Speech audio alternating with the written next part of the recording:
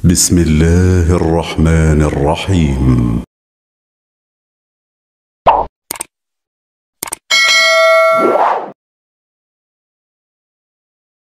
Warahmatullahi wabarakatuh. Alhamdulillahi rabbil alamin, wassalatu wassalamu ala rasulillahil karim, nabiyyina al-amin, sayyidina Muhammadin wa ala alihi wa sahbihi wa dhurriyyatihi wa ummatihi ila yaumiddin. Wa ba'du. Faya ibadallah, usi nafsi wa iyyakum bitaqwallahi faqad fazal muttaqun, fala tamutunna illa wa antum muslimun. Faqala ta'ala, ya ayyuhalladzina amanu taqullaha haqqa tuqatih wa la tamutunna illa wa antum muslimun. Saudara-saudariku, berjumpa kembali dalam kajian Aqsa Al-Quran Sunnah Solution yang berusaha membahas kedalaman makna Al-Quran dan petunjuk-petunjuk yang bersumber dari Allah Subhanahu wa taala yang dijelaskan oleh Rasulullah sallallahu alaihi wasallam dan sampai kepada kita oleh para pewaris Nabi, yaitu para ulama-ulama yang kafabel di bidangnya. Alhamdulillah, kita kembali diberi kesempatan oleh Allah untuk melanjutkan kajian kita di malam Jumat ini. Kita bermohon kepada Allah semoga malam ini seluruhnya tanpa kecuali kita semua diberkahi oleh Allah Subhanahu wa taala, dirahmati, dimudahkan segala urusan kita, disembuhkan bagi yang sakit, dan semoga Allah berkenan mengangkat seluruh penyakit, wabah, dan apapun yang tengah kita hadapi, dan mudah-mudahan dengan itu semua kesabaran kita ditingkatkan, pahala kita digandakan, dan rahmat Allah serta ampunannya dilimpahkan kepada kita semua. Baik, seperti biasa kita memulai kajian kita dengan bermohon pada Allah Subhanahu wa taala. Mudah-mudahan siapapun hamba Allah, saudara-saudari kita yang sampai dengan malam hari ini belum bersyahadat, belum berislam, semoga dikuatkan jiwanya oleh Allah, mendapat bimbingan langsung ke kedalaman hatinya untuk mau bersyahadat sebelum ia wafat dan kembali kepada Allah Subhanahu wa taala, jauh ataupun dekat di antara kita. Saudara-saudariku, kita lanjutkan kajian kita. Telah sampai kita di ayat yang keempat, ya, surah Al-Baqarah. Setelah kita tuntaskan pembahasan Al-Fatihah, kemudian dilanjutkan rincian di surah Al-Baqarah ayat pertama, kedua, ketiga, dan kemudian di pertemuan yang lalu, 2 pekan yang lalu, karena pekan yang lalu kita sempat libur, dan kita lanjutkan di kajian malam berikutnya dengan tema yang khusus, sampai di ayat yang keempat pada bagian walladzina yu'minuna bima unzila ilaik. Dan di antara instrumen takwa yang menjadikan insan beriman bisa mengupgrade kekuatan takwanya untuk mendapatkan segala fasilitas-fasilitas eksklusif dari Allah Subhanahu wa taala, berupa kemudahan dalam beraktivitas, solusi dalam menghadapi setiap problematika kehidupan, rezeki yang datang tak diduga, kebahagiaan yang sangat didambakan, ilmu pengetahuan yang ingin ditingkatkan, bahkan harapan-harapan untuk menunaikan puncak ibadah yang seluruhnya bersumber dari takwa. Wa may yattaqillaha yaj'al lahu makhraja wa yarzuqhu min haitsu la yahtasib. Siapa yang mampu meningkatkan ketakwaannya kepada Allah, maka Allah berjanji akan meringankan beban hidupnya, mendatangkan solusi dari setiap problem yang ia alami, menghadirkan rizki bahkan dari sisi yang tidak diduga. Demikian pernyataan Allah langsung ditegaskan di Quran surah ke-65 itu, di akhir ayat kedua, di awal ayat ketiga. Demikian juga Allah berfirman, wattaqullaha la'allakum tuflihun. Bertakwalah kalian kepada Allah supaya hidup kalian bahagia. Itu ada di Quran surah kedua Al-Baqarah di akhir ayat 189. Demikian Allah menegaskan di akhir ayat 282 surah Al-Baqarah itu, wattaqullaha wa yu'allimukumullah. Tingkatkan takwamu kepada Allah, dan dengan itu Allah akan memberikan tambahan-tambahan pengetahuan. Pun demikian di musim haji, setiap orang menginginkan untuk berangkat menunaikan ibadah haji. Maka jika Anda ingin berbekal sebagai persiapan, Allah memberikan isyarat, satu kedalaman, bekal terbaik di antara sekian banyak orang menyiapkan materi. Kata Allah, ada cara yang lebih cepat, yaitu menyiapkan takwa. Quran surah kedua ayat 197.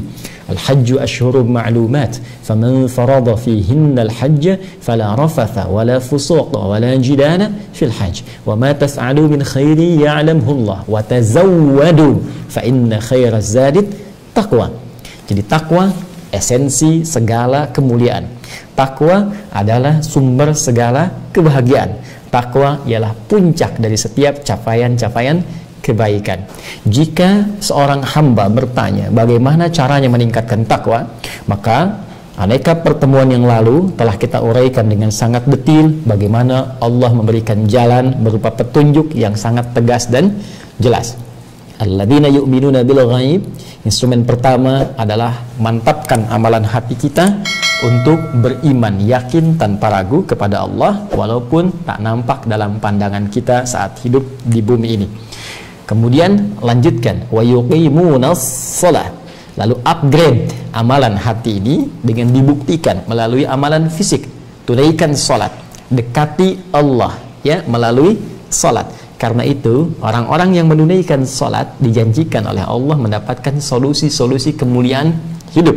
Seperti pernah kami uraikan di pertemuan yang lalu. Salat membuat seseorang jadi lebih baik. Quran surah ke-29 ayat 45. Terbebas dari dua sumber keburukan yaitu fahsya dan munkar. Salat menghadirkan ketenangan dalam jiwa.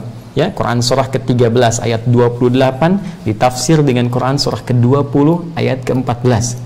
Salat juga dapat mempercepat pengabulan doa seperti Nabi Zakaria bermohon dalam salatnya dan dikabulkan seketika. Quran surah ketiga di ayat 38 sampai 39. Demikian selanjutnya. Lalu upgrade lagi ya, setelah amalan hati, amalan fisik, upgrade amalan harta. Ya, dengan pahala yang berlipat luar biasa sampai minimal 700 kali lipat itu seperti disampaikan langsung oleh Allah di Quran surah kedua ayat 261. Dan untuk menunaikan ini semua baik amalan hati, amalan fisik, juga amalan harta, kita butuh petunjuk yang dengan petunjuk itu mendapatkan detailnya, mendapatkan keterangannya. Jadi bukan sekedar detail disampaikan, tapi juga tahapan-tahapan amalannya diuraikan. Ini yang harus kamu kerjakan, ini kurikulumnya. Kalau ada sholat, ini jenis-jenis sholatnya. Lalu manfaatnya apa? Ini disebutkan langsung oleh Allah. Yang sholat fardu, manfaatnya demikian. Yang sholat sunnah dari sholat malam sampai ke siang, itu dijelaskan bahkan sampai faidahnya, sampai keistimewaannya. Ini tahajud, keistimewaannya seperti ini. Ini sholat syuruk, keistimewaannya seperti ini. Ini menu sholat duha, keistimewaannya seperti ini. Demikian juga dengan kaidah amalan harta. Ada zakat, begini cara mengeluarkannya. Demikian golongan-golongan yang berhak menerimanya. Ini yang kamu dapatkan kalau kamu berzakat. Ini dampaknya kepada jiwamu, ini dampaknya kepada hartamu, ini dampaknya kepada akhiratmu. Demikian diturunkan lagi menu lanjutannya. Ini ada yang sunnah berupa infak. Ini golongan-golongan prioritas kalau kamu ingin berinfak. Demikian cara berinfaknya. Begini ukurannya. Sampai kemudian ada lagi turunan di bawah itu. Ada yang sedekah umum sifatnya. Semua dijelaskan dengan rinci di mana walladzina yu'minuna bima unzila ilaik. Ya, pada bagian keempat Allah memberikan statement yang sangat jelas, dan orang-orang yang ingin mengupgrade ketakwaannya itu, maka mereka yakin tanpa ragu untuk mengamalkan seluruh petunjuk Allah yang diturunkan kepadamu, duhai Muhammad sallallahu alaihi wasallam. Kita berhenti di pembahasan ini pada pertemuan yang lalu. Segala yang diturunkan pada Rasulullah kita yakini, kita pahami. Yakin itu artinya bukan sekedar mengimani iya, namun iman butuh pembuktian. Iman butuh action. Action, langkah kita yang membuktikan keimanan kita itu ditunjukkan lewat amal. Amal ini yang menjadikan kita mengkaji semua yang diturunkan oleh Allah kepada Rasulullah berupa petunjuk. Ada Al-Quran. Kalau kita iman kepada Al-Quran, bukan sekedar diiyakan ini kitab bersumber dari Allah Subhanahu wa Ta'ala, wahyu disampaikan pada Rasulullah, tidak cukup sampai di situ. Ya, buktikan keimanan itu dengan berinteraksi bersama Al-Quran. Buka, baca, belajar cara membacanya, supaya Anda dengan pelajaran itu bisa memahami isinya. Dan dengan memahami itu, petakan berdasar kebutuhan hidup kita. Karena Quran sifatnya petunjuk. Baik, Anda sebagai anak, keluarkan ayat-ayat tentang anak. Anda sebagai suami, keluarkan ayat-ayat tentang suami. Anda sebagai istri, keluarkan ayat-ayat tentang istri, tentang ayah, tentang ibu, tentang kakek, tentang nenek. Pekerjaan Anda apa? Baik, Anda pengusaha, keluarkan ayat-ayat bisnis dalam Al-Quran. Baik, Anda seorang birokrat, diplomat, keluarkan ayat-ayatnya, bahkan komplit dengan contoh dan kisahnya ada. dari kalangan nabi sampai orang-orang soleh, dari yang paling baik sampai yang paling buruk, dari yang banyak beramal soleh, ya seperti para nabi Musa, Harun, Zakaria, Yahya, sampai puncaknya Nabi Muhammad SAW, sampai yang beramal salah, dari provokator yang luar biasa, ya, baik semisal contoh misalnya Abu Lahab juga dengan istrinya, ada Abu Jahal, sampai ke titik orang yang paling membangkang dan mengaku Tuhan seperti Fir'aun dan bala tentara serta koleganya. Contohnya lengkap semuanya. Hadirkan petunjuknya, kemudian baca penjelasannya, uraiannya, supaya tidak kita tafsirkan sendiri. Maka uraian dari itu nampak lewat petunjuk as-sunnah, dari hadis-hadis Nabi SAW yang telah diklasifikasikan oleh para ulama kita yang kami jelaskan di pertemuan yang lalu. Keluarkan berdasar kebutuhan. Jika Anda ingin kebutuhan yang kompleks, cari kitab Al-Jami'. Saya tunjukkan kemarin seperti Sahih Al-Bukhari, Sahih Muslim. Ingin masuk ke dalam tatanan fiqih, ya, ambil kitab Sunan. Baik, Sunan Abu Daud, Sunan At-Tirmidzi, Sunan An-Nasai. Anda ingin belajar tentang rumusan dari sahabat-sahabat Nabi. Saya ingin seperti Sayyidah Aisyah bagi yang perempuan. Saya ingin seperti Ibnu Abbas bagi anak-anak yang mau belajar. Cari kitab Musnad. Ya, Musnad. Seperti Musnadnya Imam Ahmad misalnya. Keluarkan rawinya, pelajari di situ. Demikian cara kita belajar dengan mengumpulkan semua itu yang bersumber dari kitab-kitab yang dituliskan oleh para ulama sampai kepada kita dan dijelaskan oleh para ulama-ulama kita yang tersambung sanad keilmuannya sampai kalau ditelusuri bersumber pada Rasulullah Sallallahu Alaihi Wasallam. Itulah semua yang diturunkan pada Rasulullah, baik Al-Quran, baik juga hadis yang menjadi, ya, pedoman kehidupan sehingga disebut dengan sunnah, jalan hidup itu. Karena itu hanya di Islam, saya tegaskan sekali lagi, ya, hanya di Islam Anda temukan pedoman beraktivitas dari mulai bangun tidur sampai dengan tidur lagi, dari masalah yang sederhana sampai yang kompleks. Coba Anda bayangkan, dari masalah bangun tidur itu kan sederhana, tapi karena dia punya nilai di sisi Allah, diberi petunjuk. Kalau nggak ada nilainya mungkin diabaikan. Di Islam semua punya nilai. Di Islam waktu dihargai, sedetik pun mesti punya nilai. Ya, setiap waktu yang kita gunakan untuk beraktivitas disebut asr namanya. Al-waqtul ladzi yu'ansiruna fahuwa asrun. Ya, waktu yang kita gunakan untuk beraktivitas yang kita hadapi itu asar. Itu punya nilai. Setiap detiknya, setiap momentumnya. Pagi, siang, sore, malam itu asrun. Sekarang pun asrun. Kata Al-Qur'an itu berharga, ya. Waktu sangat berharga. Saking berharganya jangan sampai nggak punya nilai. Karena itu orang-orang yang mengabaikan waktu sehingga tidak punya aktivitas yang baik dengan waktu itu disebut rugi oleh Al-Quran. Bahkan turun satu surah khusus untuk menyinggung itu semua. Quran surah ke-103. Wal 'asr. Ya, aku bersumpah kata Allah demi modal waktu yang diberikan pada manusia untuk beraktivitas. Manusia yang menjalani aktivitas, nama spesifiknya dalam bahasa Arab yang kemudian bahkan dijadikan diksi dalam Al-Quran bernama Al-Insan. Masih ingat? Dalam kajian dulu yang pernah saya terangkan, ya, Sitama, ada Bashar, ada Ins, ada Insan, ada Annas, ada Bani Adam. Insan disebutkan oleh Al-Quran untuk menunjuk totalitas aktivitas manusia. Innal insana lafi khusr. Sungguh setiap manusia yang beraktivitas itu, memanfaatkan waktu dari bangun tidur sampai tidur lagi, ada yang berpotensi rugi karena tak mampu memanfaatkan waktu dengan baik. Illalladzina amanu wa amilus salihat, kecuali orang-orang yang beriman karena yakin kepada Allah, dia lihat petunjuk Allah, dari petunjuk itu dia tenun sebagai pedoman untuk mencari aktivitas yang baik yang disukai oleh Allah Subhanahu wa taala. Aktivitas baik yang disukai oleh Allah disebut dengan apa? Amal saleh. Jadi itulah Al-Quran, itulah Al-Hadis, Sunnah, jalan hidup, kemudian didasari dengan pengetahuan dan hikmah berupa akhlak. Itu yang kita ikuti.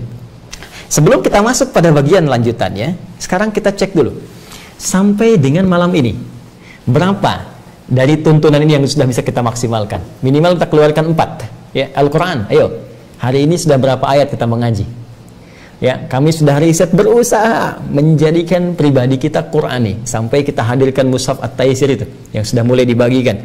Kita bikin programnya sehingga kita bisa belajar dengan baik dari bacaan, hafalan sampai nanti ke pendalaman tafsirnya dengan izin Allah Subhanahu wa taala. Tapi sederhana, sampai malam ini, tadi saja dari bangun sampai sekarang berapa ayat yang sudah dibaca? Ya. Sudahkah kita mengeluarkan kurikulum hidup dari Al-Quran sesuai dengan apa yang sedang kita lakukan dan rencana-rencana kehidupan kita? Ya, hadisnya, sunnahnya, berapa banyak yang sudah kita keluarkan untuk disandingkan dengan Al-Quran sebagai program kehidupan kita? Ini surat tentang rumah tangga, apa hadisnya? Ya, apa capaiannya sampai dengan hari ini? 2 pekan kita dari pengajian yang lalu sampai 2 pekan ini berapa yang sudah dikeluarkan? Awas, hati-hati. Jangan-jangan ilmunya baru sampai kepada dengar, simpan, tapi belum menjadi amal. Kita teruskan supaya bisa berfaedah dan membawa manfaat dalam kehidupan kita. Belajar, pasti insya Allah dapat pahala sepanjang ikhlas diniatkan karena Allah. Tapi diamalkan, menambah pahala lagi, sehingga keberkahannya terbawa sampai kita kembali kepada Allah Subhanahu wa ta'ala. Baik, Quran, hadis. Al-Quran bisa dihafal, hadis tidak menuntut hafalan. Jadi hadis itu lebih pemahaman. Karena itu satu riwayat dari Nabi bisa diriwayatkan sampai ke kita menjadi puluhan, ya, puluhan bentuk kalimat walaupun substansinya sama. Ya, kalimat itu bisa beda-beda, redaksinya bisa A, bisa B, bisa C, tapi substansinya bisa serupa, ya, bisa sama. Itu hadis, karena hadis tidak menuntut hafalan lafaz tapi pemahaman. Sepanjang kita paham boleh diriwayatkan dengan makna. Al-Quran tidak, lafaz dan makna. Baik, lanjut yang ketiga, evaluasi ketiga, pengetahuan. Sampai dengan hari ini berapa banyak kita mengamalkan petunjuk Al-Quran untuk menambah wawasan kita? Ayo, hari ini berapa jam, berapa kali Anda baca? Apa capaian yang ingin ditambah? Pengetahuan apa yang sedang kita kembangkan? Wawasan apa yang sedang kita luaskan? Ya, tidakkah Anda lihat di Al-Quran banyak ayat memotivasi kita untuk banyak menambah pengetahuan? Wahyu pertama, Iqra, bacalah. Berapa banyak Anda baca sampai saat ini? Apa yang Anda baca? Manfaat apa yang Anda dapatkan? Koleksi buku-buku. Ya, datang ke toko buku, bawa. Apa yang sedang Anda kerjakan? Riset. Ya, di Quran banyak petunjuk tentang riset. Nadhara itu riset. Lihat, perhatikan, analisis. Afala yanzuruna ilal ibili kaifa khuliqat? Ya, wa ilal samai kaifa rufi'at, wa ilal jibali kaifa nusibat, wa ilal ardi kaifa sutihat. Apa Anda nggak pernah riset bagaimana hewan seperti unta diciptakan? Riset. Ya, saya pernah katakan di pertanda kemarin kan, ya, unta itu luar biasa, baru satu di antara sekian makhluk Allah berupa hewan. Ya, punya selaput di matanya, bisa menembus badai, ya kan? Di Sahara itu begitu lewat badai santai aja lewat, yang lain mogok semua. Ya. Kemudian unta itu bisa punya satu khusus di temboloknya yang bisa menampung air sehingga sebulan bisa tahan nggak minum. Ya, unta depannya itu ada 2 tangan, belakangnya kemudian 2 kaki. Unta hewan yang sangat sensitif, unta sayang kepada anak-anaknya sehingga walaupun sedang dalam keadaan panas, kalau ingin memberikan susu kepada anaknya, dia akan mengeram dulu di air supaya panas itu menjadi hangat, teduh dan bisa diminum oleh anaknya dalam keadaan yang nyaman. Coba kita riset, terapkan. Bukankah unta disebut safinatus sakhra, kendaraan padang pasir, kendaraan yang tangguh? Kalau ingin punya kendaraan tangguh, maka coba Anda riset, siapkan mobil-mobil yang tahan badai, kapal-kapal tahan badai, yang kalau lewat itu tidak kemudian memberikan bahaya. Ya, itu cara merisetnya. Ya, unta diberi petunjuk, punya selaput, badai lewat, santai saja. Coba bikin yang seperti itu. Ya, baik di sivil, baik di militer, cari kendaraan taktis yang bisa melewati berbanyak medan dan sebagainya, ambil. Unta bisa punya sesuatu untuk menyimpan air, ya, di dalam temboloknya, sampai-sampai kemudian dia bisa simpan tahan selama sebulan. Bisa nggak Anda simpan itu? Anda bawa, Anda riset, misalnya menjadi tempat penampungan untuk bensin, ada mobil tahan bensin sebulan, ya. Atau bisa menggunakan media yang lain, energi yang lain, pakai cahaya misalnya, atau dicas pakai baterai tahan sebulan, itu kan kita bisa bawa. Ya, jangan fokus ke untanya. Ya, sampai-sampai jadi candaan gitu kan? Tidak. Ya, lihat bagaimana kita bisa mengambil ibrah. Ya, ibrah, pelajaran-pelajaran di balik isyarat-isyarat yang bisa ditangkap. Itu baru satu. Di Quran ada tentang astronomi, ada tentang macam-macam riset. Karena itu Islam itu sangat mensupport pada pengembangan wawasan dan pengetahuan. Kalau berislam benar pasti pintar-pintar itu. Ya, kalau nggak percaya silakan Anda cek di masa keemasan dulu. Sejak risalah Islam dibawa, Nabi Muhammad SAW mengajarkannya sesuai petunjuk Allah. Perhatikan, bukankah mengangkat masyarakat dari kegelapan, dari kehilangan peradaban, dari tanpa titik nadir keburukan, tanpa pengetahuan, tiba-tiba terangkat menjadi mercusuar dalam segala bidang kebaikan, akhlak, adab, pengetahuan, sehingga disebut peradaban. Ya, Islam punya peradaban, dibawa ke Spanyol, peradaban Spanyol, dibawa ke Persia, peradaban Islam di Baghdad, di Irak, itu luar biasa. Dan semua pintar-pintar. Silahkan cek. Yang menemukan jam pasir, yang menemukan aljabar, kan? Ya, yang membuat satu modifikasi sayap pesawat terbang dan sebagainya. Itu banyak orang Islam. Jadi berislam bukan sekedar bicara bagaimana benarnya ibadah. Berislam berbicara tentang dalamnya pengetahuan dan luasnya wawasan yang kita miliki.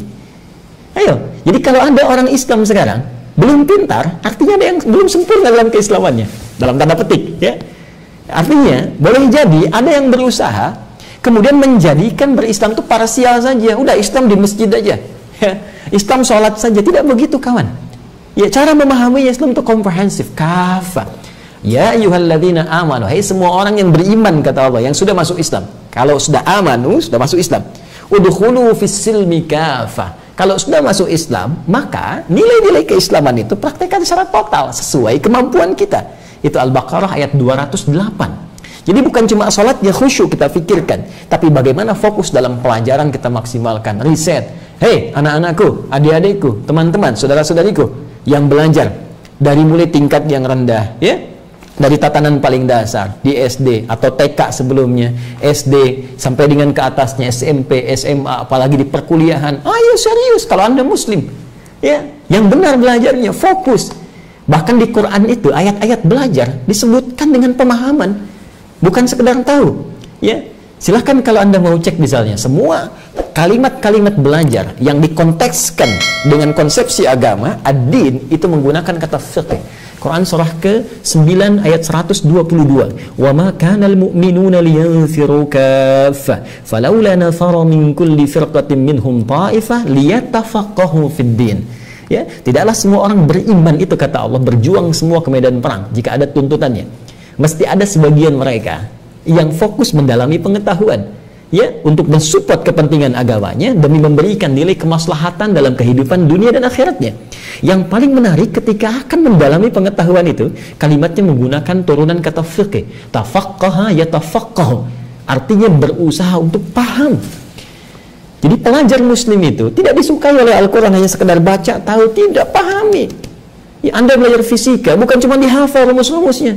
S sama dengan V kali T, mencari VS dibagi T, mencari TS dibagi V, hanya untuk mengetahui hukum jarak, kecepatan, dan waktu. Tidak. Harus pahami kenapa jadi begini, dari mana T ini, kenapa V ini, kenapa S begini, lalu terapkan pada hukum agama, ya. Bagaimana menerapkannya? Hukum jamak, hukum qasar, ya, berapa jarak yang bisa dikosar? Baik, di atas 82 km 82 km, kalau kecepatannya ditambah, V-nya ditambah, waktunya kan jadi berkurang, nyampainya lebih cepat. Apakah pantas masih di Jawa? Tuh. Jadi seperti itu cara berpikirnya. Dua kulah itu volumenya berapa sih? Berapa banyak? Anda musim haji, mau mikot, gelombang kedua. Baik, ada yang mengatakan mikotnya di atas pesawat. Sekarang kecepatan pesawat berapa? 800 km, 850 km per jam. Kebayang? Ya, baru Anda bis, kemudian langsung lewat. Ya, bertemu nggak? Ya, antara tempat dengan waktunya. Itu solusinya bagaimana?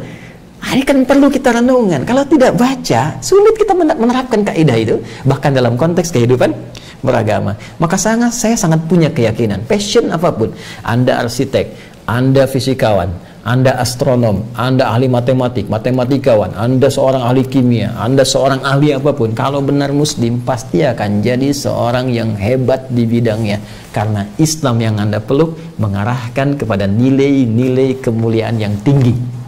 Jelas. Tapi yang paling dahsyat, belum tuntas sempurna keislaman seseorang hanya pada aspek yang ketiga ini. Bahkan kalau dia hafal Quran, hafal hadis, tahu ayatnya, tahu hadisnya, diterapkan jadi ahli matematika juga, ahli fisika juga, hebat nih tiga. Belum ada yang keempat, belum sempurna. Apa itu? Akhlak. Akhlak. Bahkan saking pentingnya ini, ya, saya pernah katakan, Nabi Ibrahim berdoa dan Nabi Ismail alaihi wassalam, keduanya berdoa kepada Allah supaya nanti Rasulullah SAW, Nabi Muhammad SAW yang diutus dari kalangan orang-orang Mekah, beliau menyebutnya mohon utus seorang Rasul spesial yang lahir dekat Ka'bah ini. Tidak ada Rasul yang lahir dekat Ka'bah kecuali Rasulullah Muhammad SAW. Quran surah kedua ayat 129. Rabbana wa ba'ath fihim rasulam minhum. Ya Allah, mohon nanti utus seorang rasul dari kalangan mereka sekitaran masyarakat yang nanti beraktivitas dekat Ka'bah ini, dekat Ka'bah. Karena Ka'bah itu mulia, maka Rasul yang lahir pun termulia. Karena Rasulnya istimewa, maka mohon ya Allah, lahirkan dia, tetapkan tempat lahirnya di tempat yang paling istimewa. Tempat paling istimewa Ka'bah, rumah pertama yang dibangunkan untuk manusia. Quran surah ketiga ayat 96 sampai 97 itu. Inna awwala baitin wudi'a lin-nasi lalladzi bi Bakkata mubaraka. Sungguh rumah pertama yang dibangunkan untuk manusia yang berada di area Makkah yang diberkahi itu. Siapa? Rasulullah Muhammad sallallahu alaihi wasallam. Yatslu alaihim ayatika wa yu'allimuhumul kitaba wal hikmah wa yuzakkihim. Yang nanti ya Allah mohon berikan misi kepadanya menyampaikan ayat-ayatmu, wahyu darimu, mengajarkan itu lewat petunjuk-petunjuknya yang engkau tunjukkan kepadanya, kitab, sunnah. Ya? Kemudian wal hikmah, hikmahnya tadi diantaranya pengetahuan, wa yuzakkihim, tuh ya, tazkiyatun nafas yang mengarah kepada akhlak. Bayangkan Nabi Ibrahim, Nabi Ismail menempatkan akhlak di urutan keempat. Ya, tapi apa jawab Allah? Ya, ketika mereka menutup innaka antal azizul hakim, sungguh engkau yang maha agung, yang maha bijak dalam menetapkan itu semua, dijawab nanti di Al-Baqarah ayat 151. Yuzakkihim ditempatkan urutan 4 dalam doa Nabi Ismail, doa Nabi Ibrahim alaihi wassalam, tapi oleh Allah kemudian ditempatkan pada urutan kedua setelah Al-Quran, setelah ayat, setelah wahyu. Di ayat 151 Al-Baqarah Allah menjawab, kama arsalna fikum rasulan minkum yatslu alaikum ayatina wa yuzakkikum wa yuallimukumul kitaba wal hikmah wa yuallimukum ma lam takunu ta'lamun. Itu keistimewaan Nabi Muhammad sallallahu alaihi wasallam. Diminta 4 dijawab 5. Jadi Nabi Muhammad itu sangat spesial. Diminta 4, Nabi Ibrahim, Nabi Ismail minta 4. Kan? Ayat, kitab, ya. Rabbana wab'ats fihim rasulan minhum yatlu 'alaihim ayatika, ayat, wa yu'allimuhumul kitab, Al-Qur'an, hadis, ya, wal hikmah, hikmah, wa yuzakkihim, 4. Innaka antal azizul hakim. Dijawab 5. Kama arsalna fikum rasulan minkum yatlu 'alaikum ayatina, ayat, wa yuzakkikum, tazkiyatun nafas, akhlak, wa yu'allimukumul kitab, sunnah, wal hikmah, wa yu'allimukum ma lam takunu ta'lamun, dan mengajarkan apa yang belum kalian ketahui. 5 spesial.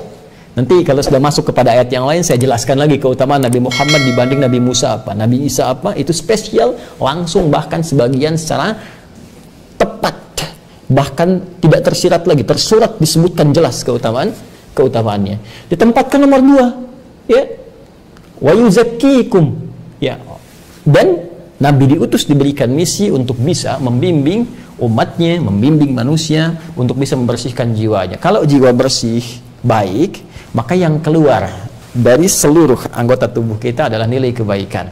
Ya, hatinya bersih, maka dari hati ini masuk ke mata pandangan bersih, masuk ke telinga pendengaran bersih, masuk ke mulut kata-kata bersih. Ini kuncinya di sini, di hati, di jiwa. Ya, itu seperti teko. Jadi kalau isinya susu, keluar susu di mulutnya.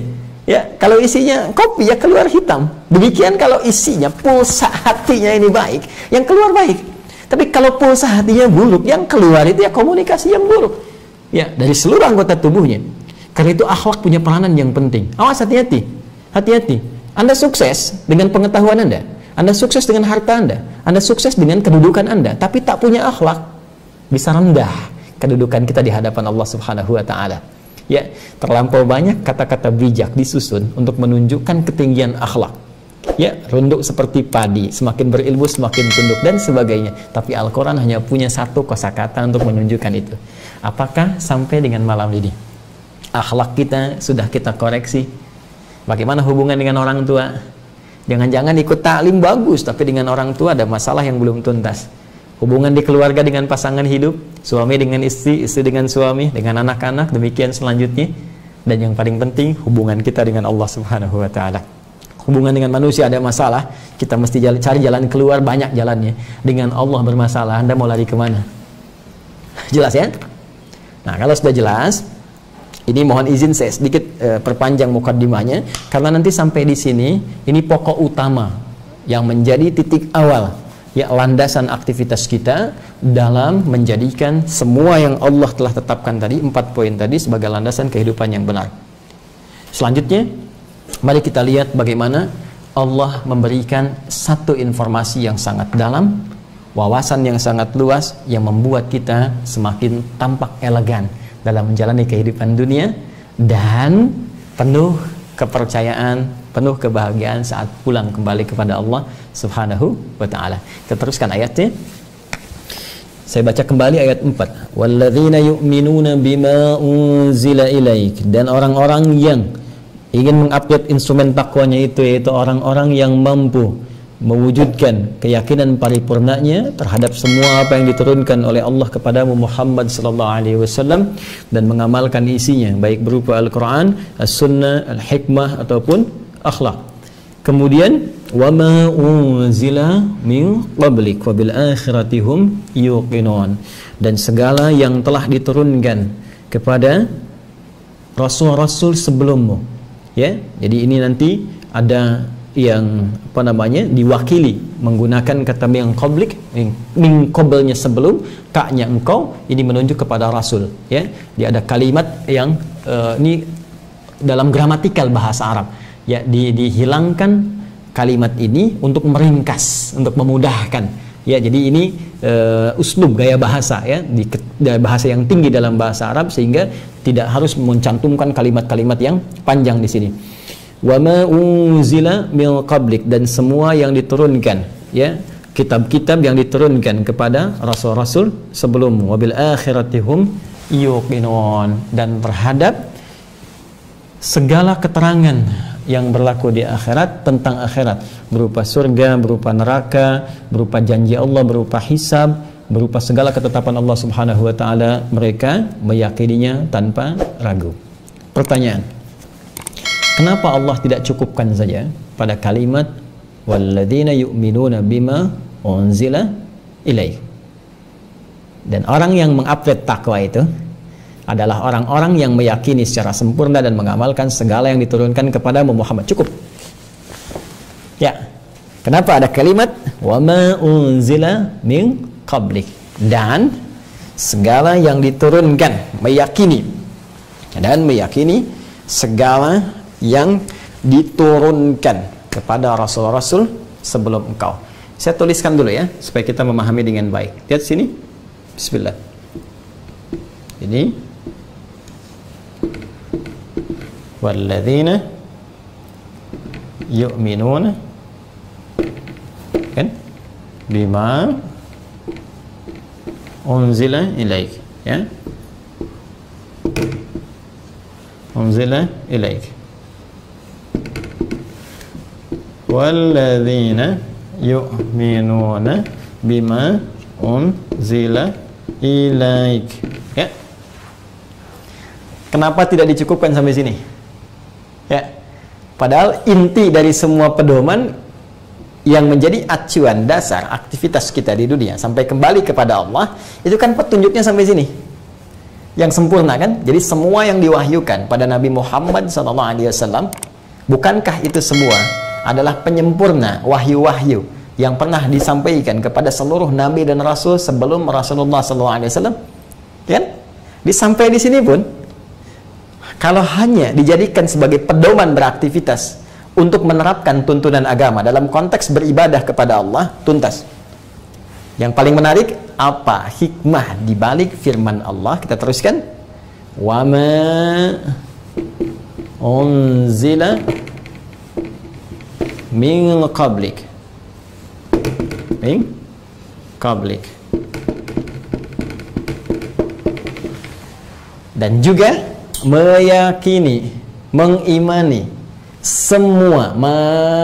Di sini isim mausulnya menunjuk kepada benda, sifatnya holistik, luas, komprehensif, tanpa batas. Semua, ya, segala petunjuk yang pernah diturunkan, diwahyukan, ya, min qablik, pada rasul-rasul sebelum engkau Muhammad sallallahu alaihi wasallam. Di sini kita punya 3 bahasan dasar utama. 1, mengapa hadir keterangan ini, atau lebih tepatnya apa hikmah, ya. Kalau mengapa hadir, karena Allah berfirman, selesai jawabannya, gitu kan. Tapi kalau kita berkata apa hikmah dari firman Allah, gitu kan, Allah ini yang dimaksudkan, hikmahnya apa? Padahal tadi sampai sini pun kita bisa merasa cukup untuk mengamalkan karena jelas petunjuknya. Mengapa ini penting hadir? Kedua, apakah semua yang diwahyukan kepada nabi-nabi sebelumnya memiliki hukum yang sama dengan yang diwahyukan pada Nabi Muhammad SAW? Ya, perhatikan baik-baik. Semua yang diwahyukan pada Nabi Muhammad, baik berupa Al-Quran sebagai firman Allah Subhanahu wa Ta'ala, As-Sunnah, kumpulan hadis-hadis Nabi yang menjelaskan isi Al-Quran, hikmah, ya, baik berupa pengetahuan, ilmu, ataupun juga akhlak, ini memiliki hukum, perhatikan baik-baik, hukum iman yang kemudian dibuktikan, dipraktekkan lewat amal, ya, amal saleh. Jadi ketika ada instruksi dalam Al-Quran, wa aqimus sholat, tunaikan sholat, dijelaskan oleh As-Sunnah, begini cara sholatnya, lalu diterangkan hikmahnya. Dengan sholat itu pengetahuan menjadi luas, akhlak kita muncul, terbebas dari perbuatan keji dan mungkar, hati tentram, iman kita lalu diamalkan petunjuk sholat ini. Jadi beriman kepada apa yang diturunkan pada Rasulullah SAW dari semua ini menuntut bukan sekedar yakin tapi amal. Sekarang pertanyaannya, apakah semua yang diturunkan kepada Rasul-Rasul sebelum Nabi Muhammad SAW memiliki hukum yang sama? Artinya, apakah kita juga diminta iman, ya, kepada kitab-kitab yang diturunkan, petunjuk-petunjuk yang diturunkan kepada nabi-nabi sebelum Nabi Muhammad SAW? Nabi Ibrahim alaihissalam. Kita ambil contoh yang paling populer, Nabi Musa alaihissalam, Nabi Isa alaihissalam. Misal, ini yang paling populer. Nanti di sela-selanya ada Nabi Daud misalnya, kan? Kita taruh di sini misal. Ya, lihat sini.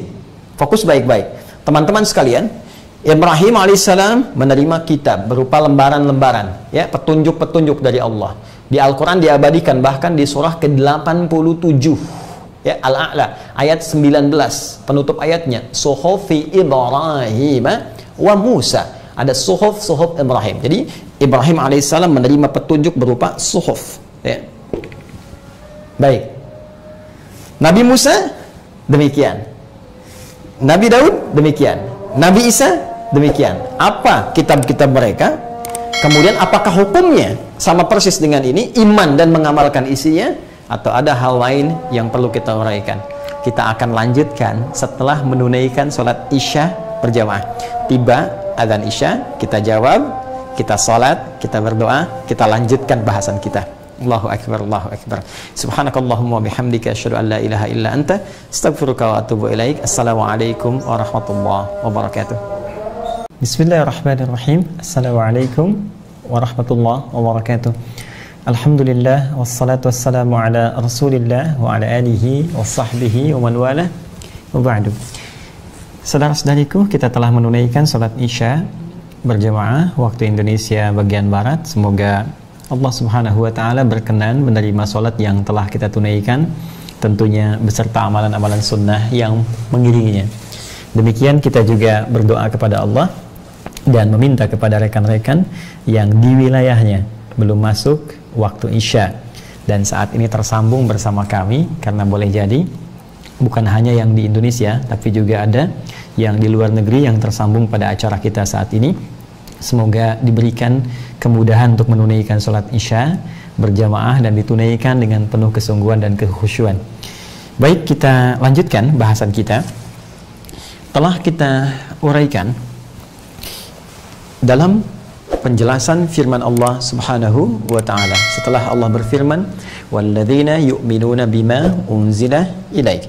Dan orang-orang yang mau mengupgrade instrumen takwanya, ya, tidak hanya pada amalan hatinya, namun juga diwujudkan dengan amalan fisiknya, ditopang dengan amalan hartanya. Lantas mereka kemudian menjadikan seluruh pedoman hidupnya mengacu pada semua petunjuk yang Allah turunkan kepada Rasulullah Muhammad SAW, baik berupa Al-Quran, hadis-hadis beliau yang menjadi pegangan hidup kita dan jadi tuntunan yang diikuti berupa sunnah, juga hikmah yang berdasar pada pengetahuan dan akhlak.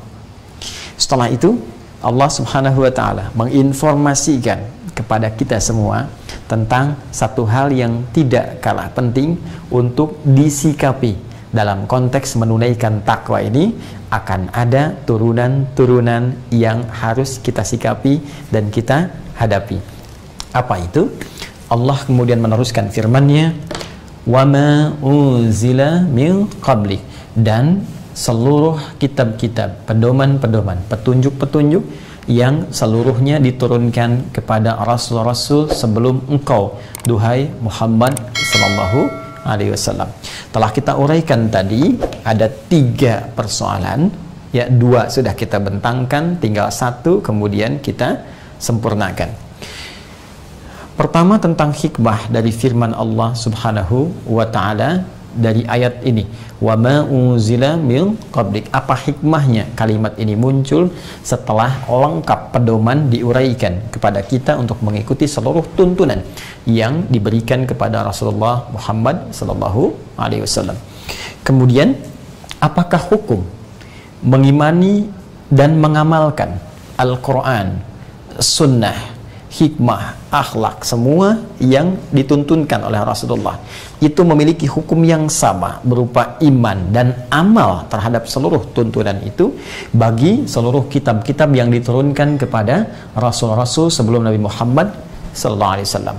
Tadi kita berhenti dengan mencontohkan ya rasul-rasul dan kitab-kitab dimaksud, seperti Nabi Ibrahim, Abul Anbiya, bapak para nabi, ya, kakek moyang para nabi, kakek moyang manusia, Nabi Adam alaihi salam. Karena itu seluruh manusia ya sampai dengan berakhir itu setelah Adam alaihi salam disebut Bani Adam, sehingga Nabi Adam memiliki gelar Abul Bashar, ya bapak seluruh manusia. Nabi Ibrahim alaihi salam, anak keturunannya bahkan dari 2 istri beliau yang mulia, Sayyidah Sarah, Sayyidah Hajar alaihi wassalam, menurunkan generasi kenabian ya, dari Sayyidah kemudian Hajar turun Nabi Ismail alaihi salam sampai ke Nabi Muhammad sallallahu alaihi wasallam puncaknya. Dari Sayyidah Sarah alaihi salam turun kemudian Nabi Ishaq ya alaihi salam, kemudian Yaqub, Yusuf, sampai nanti puncaknya ke Nabi Isa alaihissalam. Karena keturunan beliau ini banyak yang menjadi nabi dan rasul, maka beliau disebut Abul Anbiya. Oke? Ini nanti menarik, di dalam Al-Quran diberikan kemudian pilihan yang sangat istimewa sebagai apresiasi baik kepada Adam alaihissalam yang menurunkan manusia-manusia dan banyak yang istimewa ya, pun demikian Nabi Ibrahim alaihissalam yang menurunkan keturunan-keturunan istimewa. Nanti dikumpulkan di surah Ali Imran, surah ketiga ayat 33, paling kiri agak sedikit ke atas di mushaf standar, ketika Allah berfirman, innallaha astafa Adam, ya tunggal, sungguh Allah telah memilih Nabi Adam alaihissalam sebagai manusia yang istimewa, Abul Bashar, wa Nuha, dan Nabi Nuh rasul pertama ya. Tapi ketika masuk Nabi Ibrahim, wa ala Ibrahim, dan keluarga besar Ibrahim alaihissalam. Jadi yang pertama Nabi Adam tunggal sebagai nabi, bukan rasul karena belum ada umat pada saat itu. Nuh alaihissalam tunggal, rasul. Kenapa tunggal? Karena keluarga besar Nabi Nuh alaihissalam itu punya persoalan tersendiri, istrinya bermasalah, di antara putranya bermasalah, sehingga Nabi Nuh hanya tunggal disebutkan. Nabi Ibrahim dengan keluarga, karena tadi keturunannya sebagian besar menjadi nabi, Abul Anbiya, maka Allah mengatakan wa ala Ibrahim. Dan selain itu ada yang bukan nabi, bukan rasul, tapi berhasil membimbing keluarga besarnya sehingga punya keistimewaan di sisi Allah. Bahkan di antara keturunannya ada yang menjadi nabi dan rasul, yaitu keluarga besar Imran. Imran menikah dengan Hannah, melahirkan Maryam, kemudian melahirkan Isa alaihissalam dari rahim Maryam alaihissalam. Dan disebutlah kemudian wa ala Imrana alal alamin. Mereka contoh teladan bagi kita bagaimana menata keluarga sehingga menjadi manusia istimewa di hadapan Allah. Nanti puncak petunjuknya ada di keturunan Nabi Ibrahim dari jalur Nabi Ismail, yaitu Nabi Muhammad sallallahu alaihi wasallam. Baik, kembali ke sini. Nabi Ibrahim mendapat petunjuk dari Allah berupa suhuf. Dalilnya ditemukan di Al-Quran surah ke-87 ya, Al-A'la ayat 19 ya, suhufi Ibrahim wa Musa ya. Kemudian kami berikan kepada Nabi Ibrahim alaihissalam suhuf berupa lembaran-lembaran yang di situ berisi petunjuk-petunjuk kenabian, kerasulan untuk bimbingan kepada umat beliau ya. Kemudian Nabi Musa alaihissalam. Ya, suhuf Ibrahim wa Musa. Nabi Musa pun diberikan oleh Allah petunjuk-petunjuk ya berupa suhuf yang bisa disatukan sehingga menjadi bacaan tersendiri berupa instruksi-instruksi, perintah-perintah dari Allah Subhanahu wa taala. Ini penekanannya bahkan langsung disebutkan oleh Allah misalnya di Quran surah ke-17. Ya. Quran surah ke-17 ayat kedua. Wa ataina Musal kitaba wa ja'alnahu hudan li bani Israel, dan kami berikan kepada Musa alaihissalam alkitab, petunjuk ya, pedoman yang dispesifikasikan khusus untuk umatnya dari kalangan Bani Israel. Jadi hanya Bani Israel saja, spesifik, regional, ada di region itu saja, tidak keluar. Baik, nama kitabnya apa? Kita temukan di Quran misalnya surah ketiga Ali Imran ayat yang ketiga. Nazzala 'alaikal kitaba bil haqq musaddiqan lima baina yadayhi wa anzalat taurata wal injil. Taurat ya disebut dengan apa? Taurat. Nabi Musa alaihissalam punya kitab namanya Taurat. Baik. Artinya ajaran, petunjuk, hukum, syariat ya, Taurat. Nabi Daud alaihissalam ya punya kitab sangat populer ya, Zabur, masih ingat ya? Kitab beliau Zabur. Di Al-Quran apakah ada Ustaz? Ada ya. Kita cek misalnya di akhir ayat 163 surah keempat An-Nisa, surah keempat akhir ayat 163 ya, Allah berfirman wa ataina Dauda Zabura ya, kemudian kami berikan kepada Daud alaihissalam kitab Zabura. Nabi Isa alaihissalam diberi kitab ya oleh Allah Subhanahu wa taala. Bahkan Nabi Isa pun diabadikan oleh Al-Quran mendeklarasikan beliau hamba dengan izin Allah. Itu mukjizat sebagai penunjuk kerasulannya, sebagai tanda kenabiannya. Qala, langsung bayi itu menjawab, inni Abdullah, aku adalah hamba Allah. Ataniyal kitaba wa ja'alani nabiyya. Allah memberikan aku alkitab, petunjuk ya, yang dengan petunjuk itu nanti akan membimbing umatku ya, umat Nabi Isa alaihissalam dari kalangan Bani Israel. Jadi kelompoknya terbatas juga, kalangan Bani Israel. Wa ja'alani nabiyya, dan menjadikan aku seorang nabi. Kitabnya itu disebut dengan apa? Injil. Tadi disandingkan dengan Taurat di Quran surah ketiga Ali Imran ayat ke-3 ya, musaddiqan lima baina yadayhi wa anzalat taurata wal injil. Jadi di sini ada Injil. Baik, jadi kita temukan teman-teman sekalian, ada suhuf Ibrahim, ada Nabi Musa punya Taurat, Nabi Daud punya Zabur, Nabi Isa alaihissalam punya Injil. Persoalannya, apakah semua kitab-kitab ini yang diturunkan kepada nabi-nabi mulia ini sebelum Nabi Muhammad SAW dengan keterangan firman Allah dimaksud ini, apakah semuanya memiliki hukum yang sama terhadap kita dengan Al-Quran? Ya, terhadap iman kita dengan Al-Quran, yaitu beriman dan mengamalkannya, atau punya hukum yang berbeda, kan? Ya, nanti kita akan bahas. Ya, dan persoalan ketiga adalah terkait persoalan sikap, ya, yang harus ditempuh setiap Muslim terkait dengan isi dan penganut kitab-kitab ini jika memang masih ditemukan di muka bumi. Seperti apa sikapnya? Ya, seperti apa kemudian Al-Quran memberikan pandangan, dan di situ nanti kita akan lihat keindahannya. Yuk kita mulai. Bismillah. Sabar ya. Jadi kita di sini mulai inti bahasannya. Mohon izin saya menghapus ini dulu. Bismillah. Baik, pelan-pelan tarik nafas dulu. Ambil mushaf nanti untuk mencocokkan apa yang kita bahas, teman-teman sekalian. Baik, satu-satu.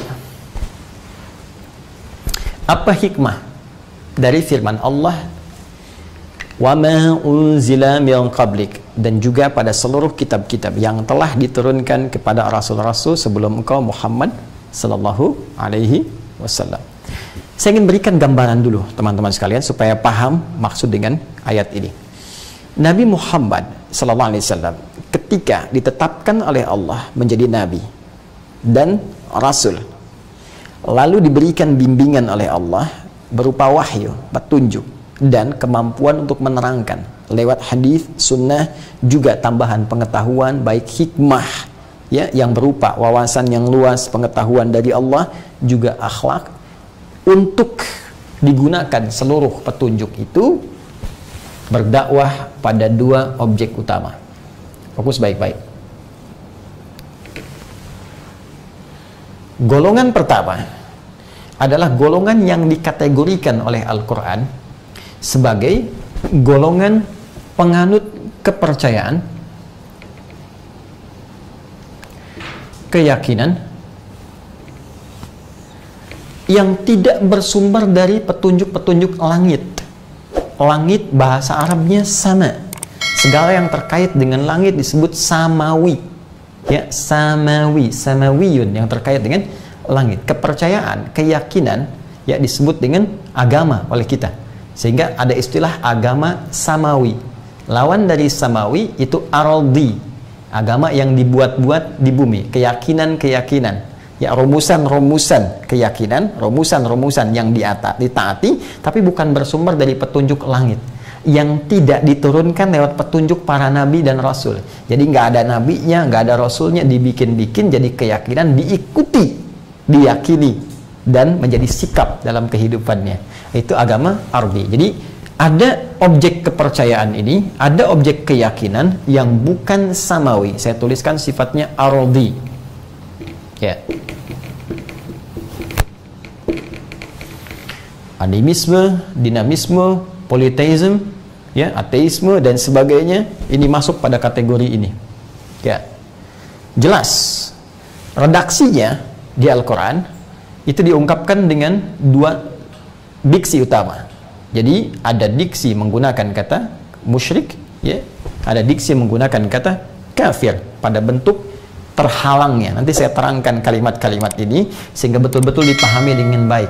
Jadi ada segelintir yang tidak memahami diksi ini sehingga kemudian salah mengambil sikap seakan-akan sikap ini adalah sikap-sikap yang kasar, sehingga menuduh di Al-Quran ada bahasa-bahasa yang kasar. Padahal kalau kita kembali kepada makna Al-Quran dengan ilmunya, kita temukan betapa lembutnya Al-Quran menerangkan kepada kita semua dan sangat rasional apa yang diterangkan itu. Ya.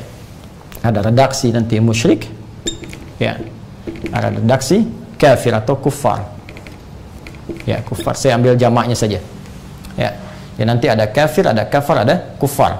Baik, fokus baik-baik, karena itu kita dengar istilah di Mekah itu dulu berkumpul ada orang musyrik Mekah, ada orang kufar Mekah. Yang dimaksud di sini objek pertamanya adalah golongan yang percaya. Ini kepercayaan golongan pertama, ya, golongan pertama yang bukan mengimani aspek-aspek keyakinan yang berasal dari sumber samawi dengan diutusnya para nabi, para rasul dengan membawa petunjuk-petunjuk yang dimaksudkan.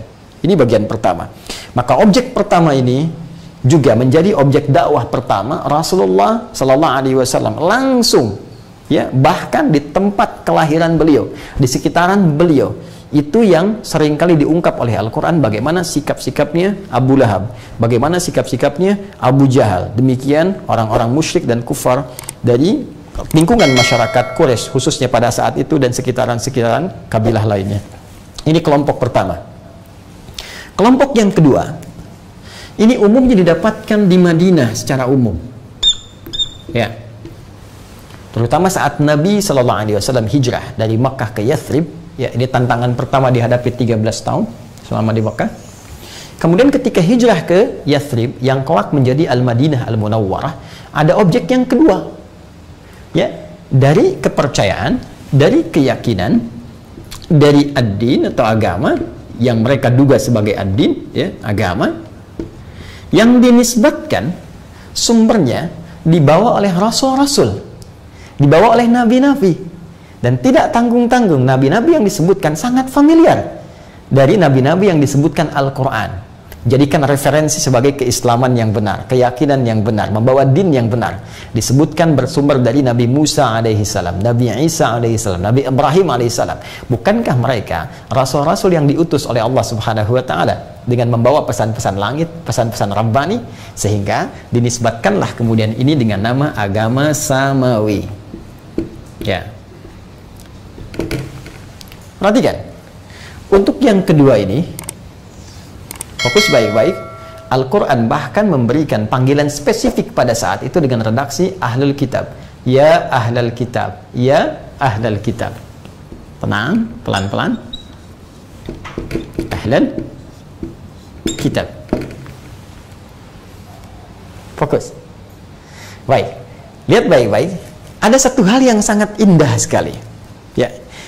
Ketika Nabi Muhammad SAW hijrah ke Yathrib, kelak menjadi Al-Madinah Al-Munawwarah, di situ kan sudah ada Yahudi. Di situ sudah ada Nasrani, ya. Ada Yahudi, ada Nasrani. Dua aspek besar ini, dua objek dakwah besar ini masuk pada lingkaran yang kedua ini, Samawi. Ya, karena menisbatkan ajaran mereka kepada Nabi Musa alaihissalam, kepada Nabi Isa alaihissalam, yang juga bahkan disebutkan sumbernya kepada Nabi Ibrahim alaihissalam. Ya. Dan mereka bukankah mendapatkan kitab dari Allah Subhanahu wa taala? Mendapatkan petunjuk dari Allah Subhanahu wa taala? Karena itulah satu hal yang sangat luar biasa. Al-Quran ketika mendakwahi golongan yang kedua ini dari kalangan Yahudi, kalangan Nasrani khususnya, itu datang membawa nilai toleransi yang sangat tinggi. Apa yang disebutkan? Quran tidak menyebut mereka dengan kalimat-kalimat yang kasar. Quran tidak menyebut mereka dengan kalimat-kalimat yang buruk. Tapi yang indah, ya ahlal kitab. Hai orang-orang yang menisbatkan ajarannya kepada Nabi Isa, Nabi Musa, Nabi Ibrahim alaihissalam, yang diberikan kitab mereka itu oleh Allah Subhanahu wa ta'ala. Kalau memang benar dari mereka, Nabi Musa alaihissalam, Nabi Isa alaihissalam, Nabi Ibrahim alaihissalam, kami juga mengimani mereka. Karena mereka keturunan awal dari Nabi Muhammad SAW. Jadi datang membawa nilai-nilai toleransi dalam berinteraksi, membawa nilai-nilai pluralitas, bukan pluralisme. Ya, awas, nilai-nilai toleransi, nilai-nilai pergaulan yang terbuka, nilai-nilai kasih untuk persaudaraan dalam konteks kehidupan bermuamalah. Karena itu tak pernah Anda dapati Nabi datang SAW ke kota Yathrib, kelak jadi Al-Madinah Al-Munawwarah, tiba-tiba langsung ngajak musuhan sama Yahudi, tidak. Ngajak musuhan sama Nasrani, tidak. Bisa hidup berdampingan, bisa nyaman, bisa bertukar pikiran, bahkan ada pinjam meminjam, ada muamalah, ya. Ada interaksi dagang, interaksi bisnis, ada. Kadang minjam pada Yahudi, kadang terlibat transaksi nanti orang Islam dengan Nasrani, biasa saja. Ya, kapan persoalan muncul? Ketika ada pelanggaran-pelanggaran kesepakatan. Ya, kemudian Yahudi melakukan agresi, ya, ada pelanggaran kesepakatan. Demikian pula orang Islam bisa tinggal dengan orang Nasrani dimanapun. Di Spanyol dulu pernah tinggal lama berabad-abad. Kapan ada persoalan? Ketika Isabella dengan Ferdinand menyatu melakukan agresi, jadi persoalan. Jadi sesungguhnya apa yang ingin ditampilkan oleh Islam adalah sangat indah, sangat luar biasa. Even itu di Indonesia. Jikalau Anda bertetangga dengan orang Kristen, Anda bertetangga dengan Nasrani, bertetangga dengan Yahudi, bahkan bertetangga dengan Hindu, bertetangga dengan Buddha, itu biasa saja. Kita bisa saling bersaudara dalam nilai-nilai kemanusiaan, ya, bisa berbisnis seperti Nabi dulu berbisnis, berniaga, ya, nggak ada masalah di sini. Ya, Anda pakai Facebook, Anda sekarang gunakan Instagram, gunakan YouTube, itu yang kelola siapa? Ya kan? Jadi kalau dalam konteks bermuamalah, silahkan. Tapi yang paling indah, perhatikan baik-baik. Ketika Allah Subhanahu wa ta'ala menjelaskan kalimat wa ma unzila min qabli, dan kalian mengimani, meyakini semua yang diturunkan kepada nabi-nabi sebelum Muhammad SAW, maka Al-Quran pertama ingin membangun jembatan toleransi dan pembuka awal penyadaran. Jika kalian yakin pada Musa, yakin pada Isa, yakin pada Ibrahim, maka kami pun mengimani mereka. Jelas sampai sini? Baik, kalau gitu kita saudara dong. Saudara dalam usul. Dan sesama saudara, ini lihat keindahannya. Sesama saudara, bukankah kita harus saling memperhatikan, mengarahkan pada kebaikan? Ya, kita tidak ingin saudara itu kemudian jatuh dalam keburukan. Kita tidak ingin saudara kita itu kemudian terperangkap dalam kesalahan. Kita tidak ingin saudara kita mengalami bahaya. Anda punya saudara, apakah Anda tega membiarkan saudara Anda mengalami kecelakaan? Kan tidak. Ya, kecelakaan di dunia kita jaga-jaga, apalagi kecelakaan di akhirat. Karena itu, ketika ada orang-orang yang mengatakan kami sumbernya dari Nabi Ibrahim, kami sumbernya dari Nabi Musa alaihissalam, kami sumbernya dari Nabi Isa, sama, itu keturunan Nabi kami Muhammad SAW. Kalau gitu, kita ada titik persamaan. Ya, cuma yang paling menarik karena kita saudara, maka kepentingan saudara mesti memberikan petunjuk-petunjuk yang benar kepada saudaranya. Maka datanglah Al-Quran dengan nilai kasih untuk memberikan referensi yang benar tentang siapa Nabi Ibrahim itu, siapa Nabi Musa itu, siapa Nabi Daud itu, siapa Nabi Isa itu, supaya tidak disalahpahami. Dan yang paling dahsyat, untuk bisa membuktikan ini, Al-Quran itu menawarkan langsung untuk mengecek originalitas Al-Quran, kebenaran Al-Quran, kebenaran mukjizat Nabi Muhammad SAW. Karena itukah kemudian muncul ayat-ayat menawarkan kepada mereka, jika Anda ragu tentang Quran, keterangannya cek dulu sebelum kami mengecek apa yang Anda kemudian yakini. Apa yang Anda nisbatkan kepada Ibrahim AS, kepada Musa, kepada Isa, silahkan cek Al-Quran. Kalau Anda ragu dengan Quran, cek dari awal sampai akhir, bikin yang semisalnya. Ya, silahkan Anda urutkan. Bahkan tercatat banyak pada saat itu orang-orang Yahudi menguji kenabian Nabi Muhammad SAW. Ya, teman-teman, ini malam Jumat, besok Jumat, bukankah sudah ada sunnah baca surat Al-Kahf? Di dalam surat Al-Kahf bukankah ada kisah tentang Dzulkarnain? Itu kan pertanyaan orang Yahudi. Ya. Jika engkau memang Nabi, engkau memang Rasul, coba sebutkan pada kami kisah tentang Dzulkarnain. Turun ayat itu untuk menunjukkan kebenaran risalah Nabi Muhammad. Jadi diuji. Ya, ujian dengan berita masa lalu diuji. Ya kan? Ujian dengan kebenaran bukti kenabiannya diuji, sehingga banyak orang Nasrani kemudian pemuka-pemukanya menguji Nabi, apakah benar ini Nabi? Tunjukkan tanda kenabianmu. Dicek di pundaknya ada cap kenabian.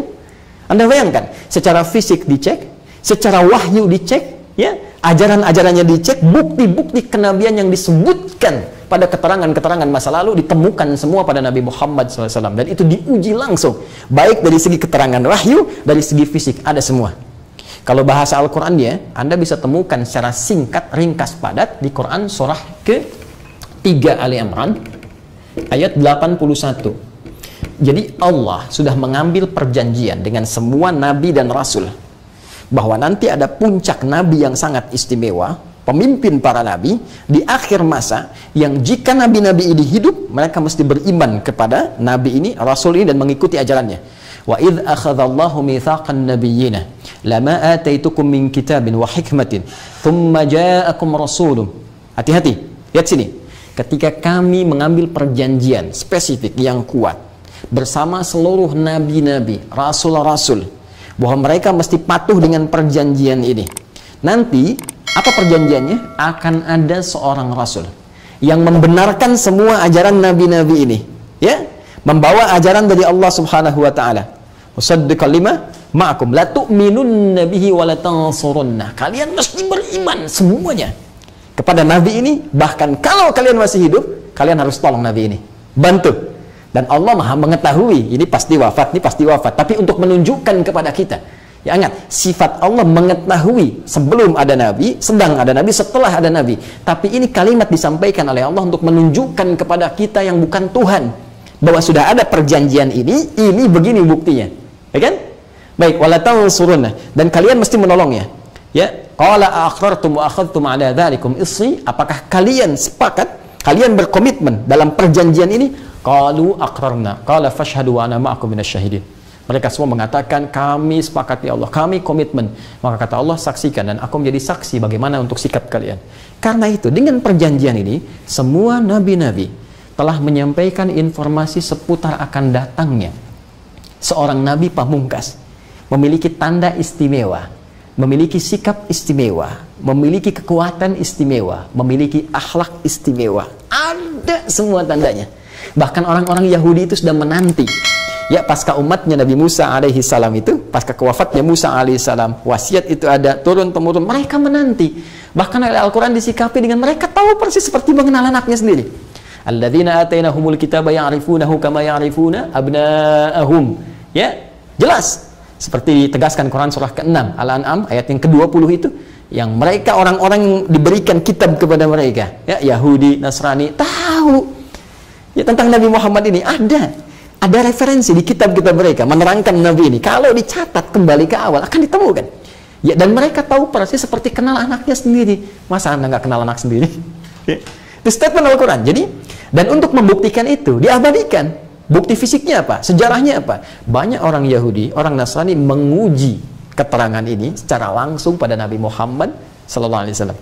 Tadi Ya, turun ayat tentang Dzulkarnain, turun ayat tentang ini, ayat tentang itu. Yang rata-rata itu ujian pertanyaan dari kalangan Yahudi untuk memastikan kebenaran Muhammad SAW sebagai Nabi dan Rasul. Demikian pula dengan Nasrani yang menguji bahkan secara fisik kenabian Muhammad SAW.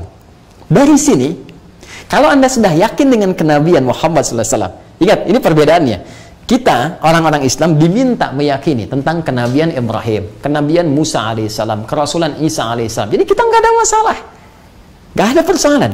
Dan secara indah menyampaikan, Anda saudara kalau begitu. Ya, Nasrani saudara kita, Yahudi saudara kita. Karena kita saudara, lihat cara berpikir Al-Quran yang diwariskan kepada kita, yang diajarkan kepada kita. Karena kita saudara, maka saya sebagai saudara harus menyampaikan kasih sayang. Saking sayangnya saya tidak ingin saudara saya mengalami kesulitan, mengalami kesalahan, mengalami sesuatu yang bahaya. Maka saya ingin sampaikan, ketika Anda mengatakan Ibrahim begini, Musa begini, Isa begini, ayo, saya ada referensi seperti ini yang bisa Anda uji. Uji dulu ini semua, setelah yakin kebenarannya, kami sampaikan isinya. Diuji semua. Oh, Nabi Muhammad benar sebagai Rasul. Baik, coba tunjukkan satu bukti kepada kami saat ini yang mengingkari kenabian Muhammad SAW. Semua mengakui beliau Nabi. Even itu yang belum beriman, semua mengakui. Sekarang Al-Quran sudah 15 abad, orang mencoba mengotak-atik Al-Quran, tidak menemukan satu kesalahan pun di Al-Quran. Meyakini semua benar, sampai dengan sekarang.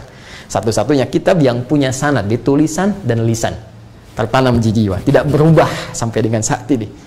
Kalau Anda sudah sepakat dengan itu, maka Al-Quran mulai memberikan penjelasan.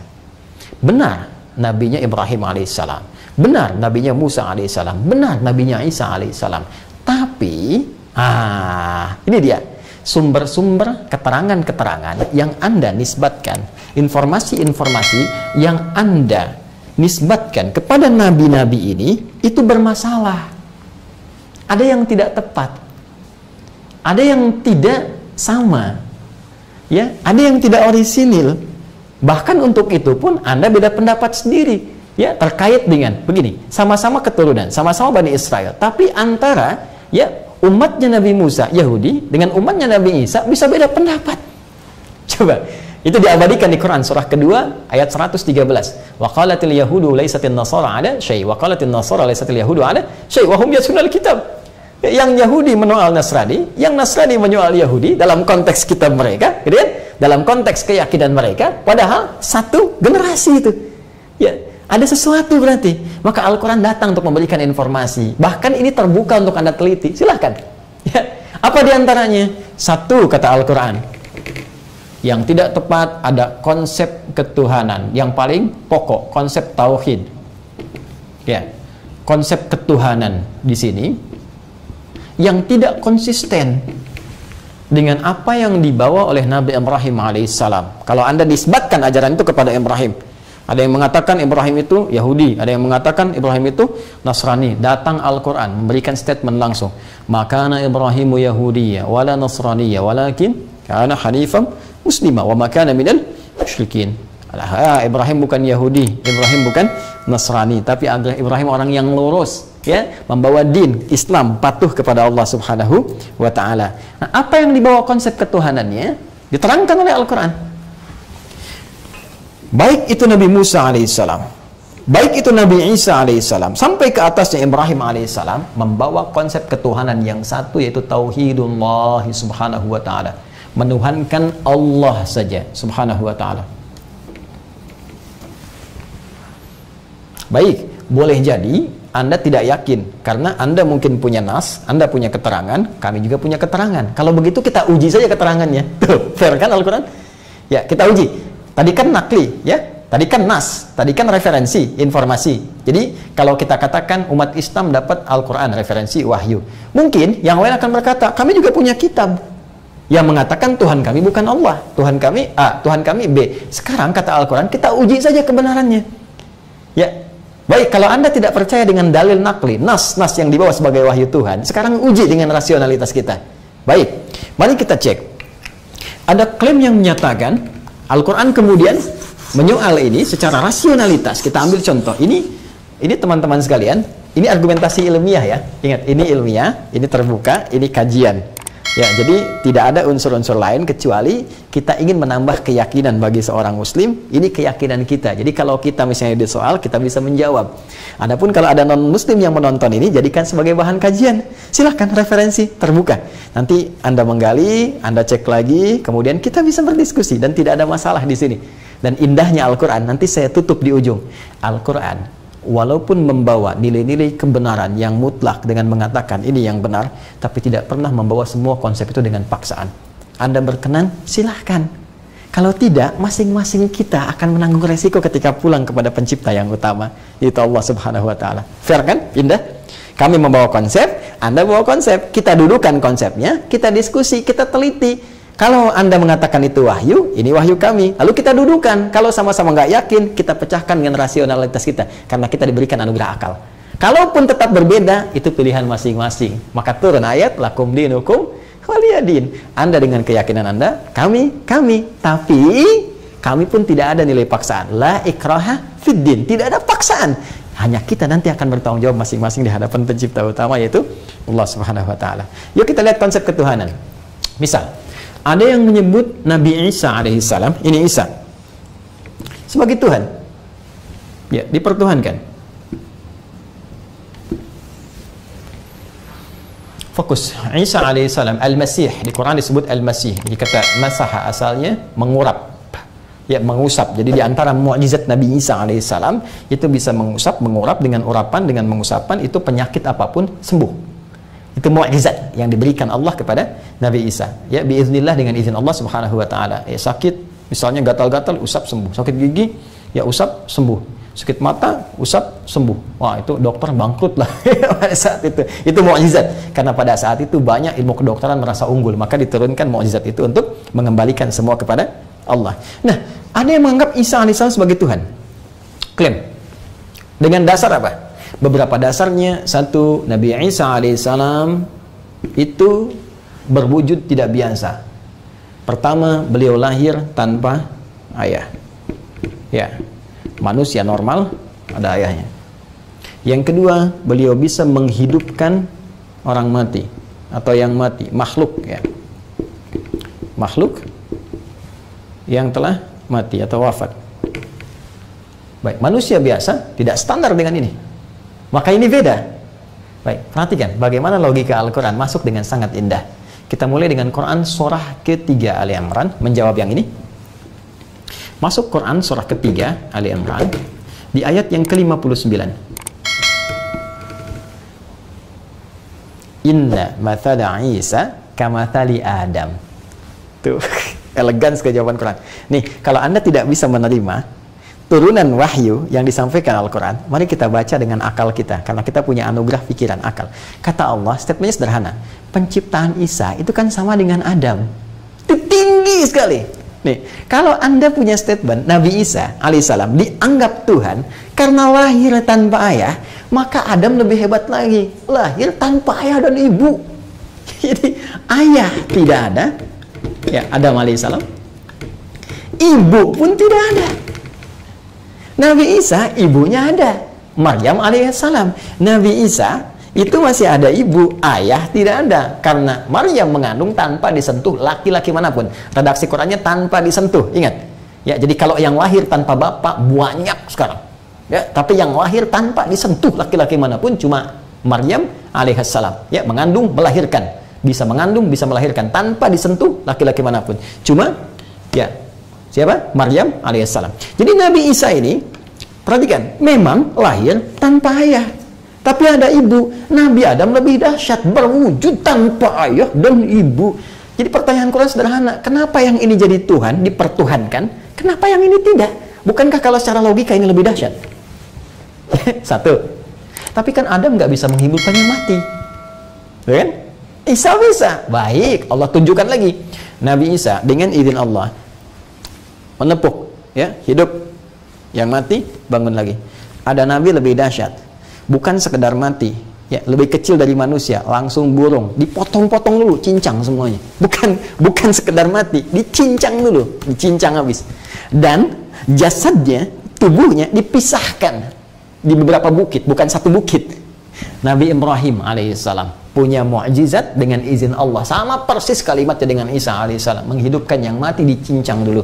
Coba cek di Quran surah kedua Al-Baqarah ayat 260. Wa idz qala Ibrahim rabbi arini kaifa tuhyil mauta.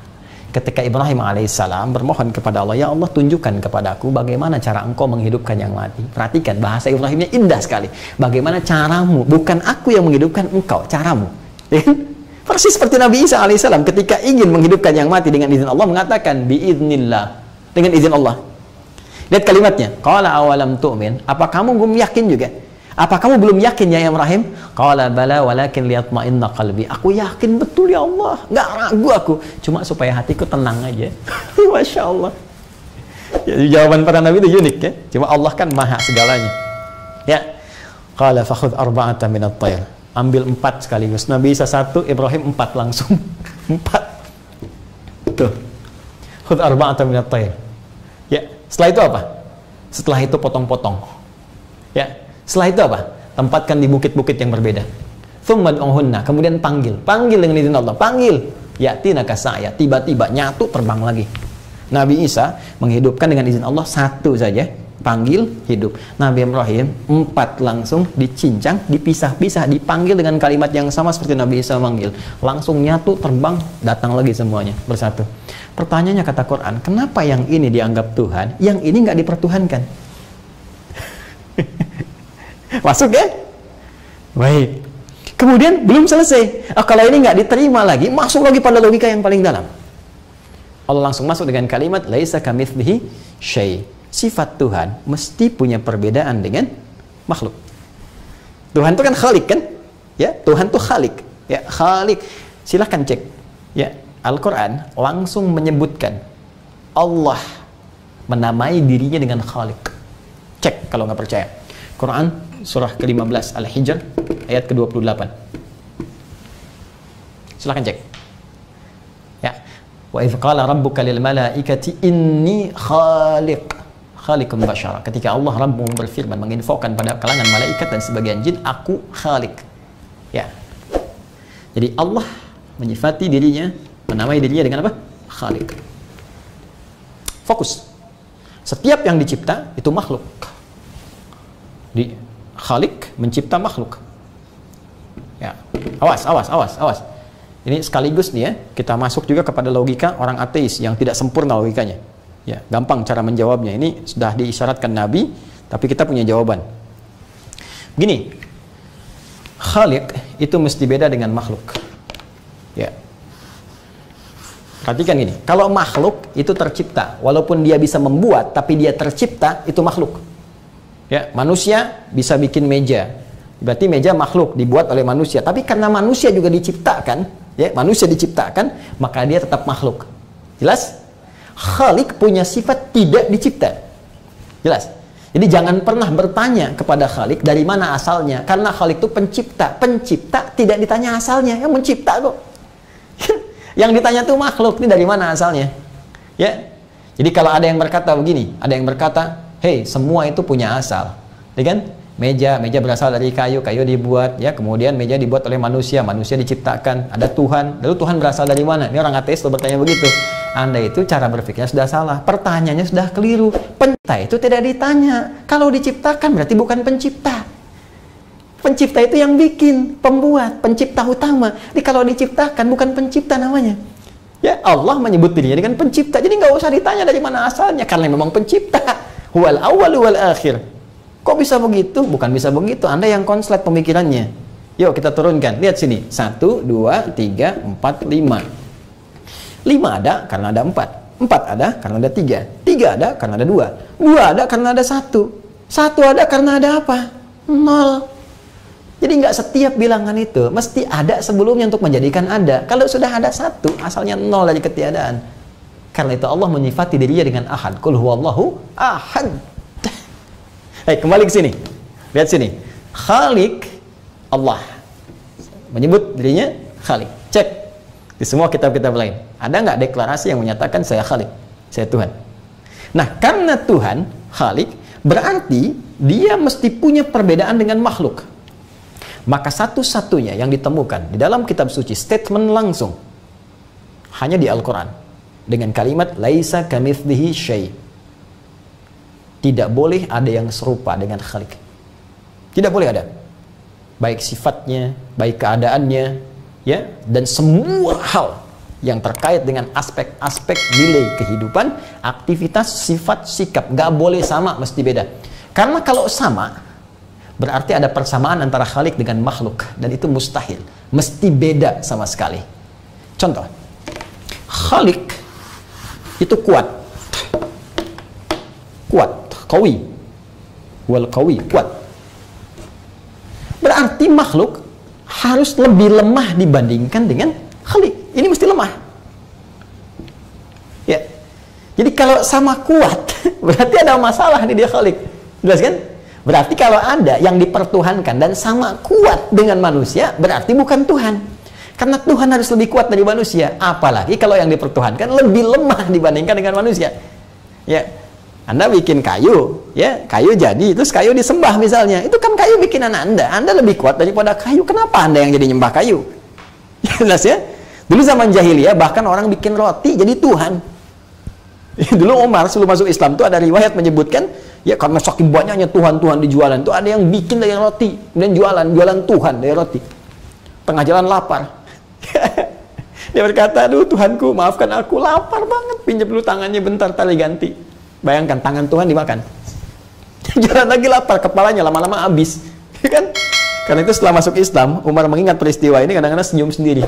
Terketawa, suka senyum sendiri. Jadi ada satu problematika logika kita yang harus dikembalikan kepada asalnya. Jelas ya? Baik, kembali ke sini. Terus, karena titik tekannya tidak boleh sama, karena itu kalau ada keserupaan dengan makhluk berarti bukan Tuhan. Baik, sekarang cek. Manusia berpasangan tidak? Berpasangan. Maka Tuhan tidak boleh berpasangan. Tuhan tidak boleh menikah. Ya, karena manusia menikah, maka Tuhan tidak boleh menikah. Mesti beda antara Tuhan dengan makhluk. Manusia melahirkan, manusia dilahirkan, maka Tuhan tidak boleh melahirkan, tidak boleh dilahirkan. Kalau sama seperti itu, berarti Tuhan punya sifat-sifat kemanusiaan. Kalau gitu bukan Tuhan. Jelas ya? Karena mesti beda. Karena itu Quran memberikan statement lam yalid wa lam yulad. Sifat jelas bagi Tuhan, tidak beranak, tidak diperanakan. Jadi kalau ada yang dipertuhankan dari hasil peranakan, baik beranak ataupun diperanakan, berarti ada persoalan dengan klaim ketuhanannya. Itu statement Al-Quran. Kalau Anda mau menerima, itu pilihan. Kalau tidak, itu terserah Anda. Cuma kan logikanya begini gitu. Jelas ya? Baik, belum cukup. Lagi, ya, saya tambahkan lagi. Baik. Manusia berpasangan, Tuhan mesti tunggal. Yang paling menarik, Allah ngasih logika lagi. Kalau Anda masih nggak percaya tentang ini, saya kasih logika kata Allah. Ya, logikanya Quran surah ke-21 ayat 22. Kata Allah, "Lau kana fihi ma'alihatun illallah la fasadata." Anda kebayang nggak sih? Kalau yang mengurus langit dan bumi ini, ngurus alam, lebih daripada satu Tuhan, hancur mengelola langit dan bumi ini. Karena setiap Tuhan itu punya pikiran. Setiap Tuhan punya keinginan. Anda aja ada 1-2 orang, suami istri 2 orang, tidur di ranjang yang sama, tapi bisa mimpi berbeda. Dan bisa sikapnya tidak sama. Begitu bangun, yang satu pengen begini, satu pengen begini. Anda bayangkan kalau itu menjadi sikap dan pikiran Tuhan. Tuhan lebih daripada satu, ngelola alam semesta. Yang satu mengatakan, Bekasi ini luar biasa, penduduknya ini ada persoalan di sini. Hukum, turunkan badai. Tuhan yang satu bilang, jangan dulu diturunkan. Yang di sini masih ada yang doa, turunkan awan saja. Yang ini bilang, tidak, hancurkan dengan guntur. Ribut sesama Tuhan. Kalau Tuhan ribut, bagaimana kemudian semesta ini? Bisa kebayang kan? Nah, itu jalur logika yang ditempuh. Karena itu secara indah, Allah turunkan satu surah langsung, surah 112, untuk menunjukkan logika ketuhanan yang sangat jelas. Harus dikosongkan dari semua sifat-sifat yang tidak layak disandangnya. Mengosongkan, menghilangkan, membersihkan, sehingga menjadi murni. Sesuatu disebut dengan ikhlas namanya. Ya, sehingga ada ikhlas dalam Islam, maksudnya menghilangkan segala hal yang tidak ada kaitan dengan amalan kita. Dalam konteks ketuhanan, hilangkan semua sifat-sifat keadaan yang tidak layak disandang Tuhan. Hilangkan, tepikan, tanggalkan. Akhlasu yukhlisu ikhlas. Maka turun surah Al-Ikhlas. Kul, katakan, huwa, yang dipertuhankan itu, Rabb itu, Allah. Sifatnya ahad. Bahkan namanya pun spesifik, Allah. Gak bisa sama dengan yang lain. Jadi dulu orang-orang Arab sudah punya nama Tuhannya masing-masing. Lata, Uzza, Manat dan sebagainya. Mereka tanya pada Rasulullah, ya Muhammad SAW, siapa nama Tuhanmu? Kok disebutnya Rabb saja? Qul a'udzu birabbil falaq, qul a'udzu birabbin nas. Siapa nama Tuhanmu? Katakan, kata Allah, huwa, yang disebut Rabb itu Allah. Itu langsung namanya dari Allah. Tuh. Tidak ada nama-nama ini. Nama-nama pada saat itu tidak ada yang sama dengan ini. Ilah umum, alihah umum, tapi Allah hanya menunjuk kepada Tuhan yang disampaikan langsung oleh Allah lewat Al-Quran. Nama spesifik, Ahad. Bahkan namanya pun bukan sekedar sifatnya, bukan sekedar nilai ketuhanannya, namanya punya sifat Ahad. Ahad itu satu-satunya yang tidak ada dua, tidak ada tiga. Jadi ada Ahad, ada Wahid, itu berbeda. Ahad satu-satunya, tidak ada yang kedua, yang ketiga, dan lebih daripada itu. Bahkan namanya pun sifatnya Ahad, hanya satu ini. Bahkan kalau dihilangkan setiap hurufnya, hanya akan kembali kepada yang satu ini. Cek. Ini nama Tuhan ya. Namanya pun beda dengan makhluk, punya sifat yang beda. Baru dari namanya saja. Hapus satu. Baca. Lillah, lillahi ma fis samawati wa ma fil ard. Masih menunjuk kepada Allah. Hapus satu lagi, maka tasdidnya hilang. Lahu mulkus samawati wal ard. Masih menunjuk kepada Allah. Zat yang satu, Ahad. Hapus lagi. Hu. Singkatan dari huwa. Sebab kalau kita baca dalam bahasa Arab, termasuk baca Al-Quran, ya, maka kalau kita berhenti di huwa, maka wa-nya nggak dibaca, hilang. Al-Arab itu, orang Arab, ya, berbicara dengan harakat, tabda'u bil harakat, wa tantahi bis sukun. Berbicara dengan harakat, berhenti dengan sukun. Nggak dibaca ini. Sehingga kalau kita baca Al-Quran, harakat akhirnya nggak bunyi. Bismillahirrahmanirrahim. Padahal kan akhirnya i kan? Tapi nggak ada yang baca Quran begini. Bismillahirrahmanirrahim. Alhamdulillahi rabbil alamin. Nggak ada. Never. Ya, abadan. Nggak pernah ada. Pasti berhenti ujungnya sukun. Sama persis ketika Anda membaca Al-Quran. Allahu la ilaha illa huwal hayyul qayyum. Al-Baqarah 255, Ali Imran ayat yang kedua. Terus Anda berhenti di kalimat huwa. Allahu la ilaha illa hu. Wa-nya nggak bunyi. Hu ini. Hu kembali ke huwa. Ya, siapa huwa ini? Balik ke Al-Ikhlas lagi tadi. Kul katakan huwa. Kul katakan Muhammad huwa, yang dimaksud huwa ini balik lagi Allah yang punya sifat Ahad tadi. Anda hapus nih sehingga nggak kelihatan sama sekali. Hapus, hilang kan? Dalam bahasa Arab yang tidak tampak, tak terlihat disebut dengan ghaib. Al-ghaib. Tuh. Al-Baqarah ayat 3. Alladzina yu'minuna bil ghaib. Balik lagi kepada Allah. Allah memperkenalkan namanya, bahkan nama Tuhan yang tidak bisa disandang setiap sifatnya oleh nama makhluk apapun. Silahkan Anda cek, tempatkan di sini semua yang dipertuhankan, nama-namanya, cek di sini. Lalu hilangkan setiap hurufnya, maka Anda temukan semua kalimat itu tidak akan kembali kepada makna awalnya. Ya, saya nggak akan tuliskan, Anda saja yang mengecek. Teman-teman non-muslim juga boleh membandingkannya sebagai referensi kajian, ya, kajian. Tidak ada masalah. Saya tidak berusaha untuk menyoal berbagai hal. Kita hanya mendudukan persoalan sebagai nilai ilmiah untuk dikaji. Sekali lagi, Anda sepakat, alhamdulillah. Anda tanya, kami jawab, kita bisa diskusi. Tapi kalaupun tak sepakat, kita tidak harus mencaci. Anda boleh meyakini apa yang Anda yakini, itu urusan Anda. Ya kan, itu pilihan Anda.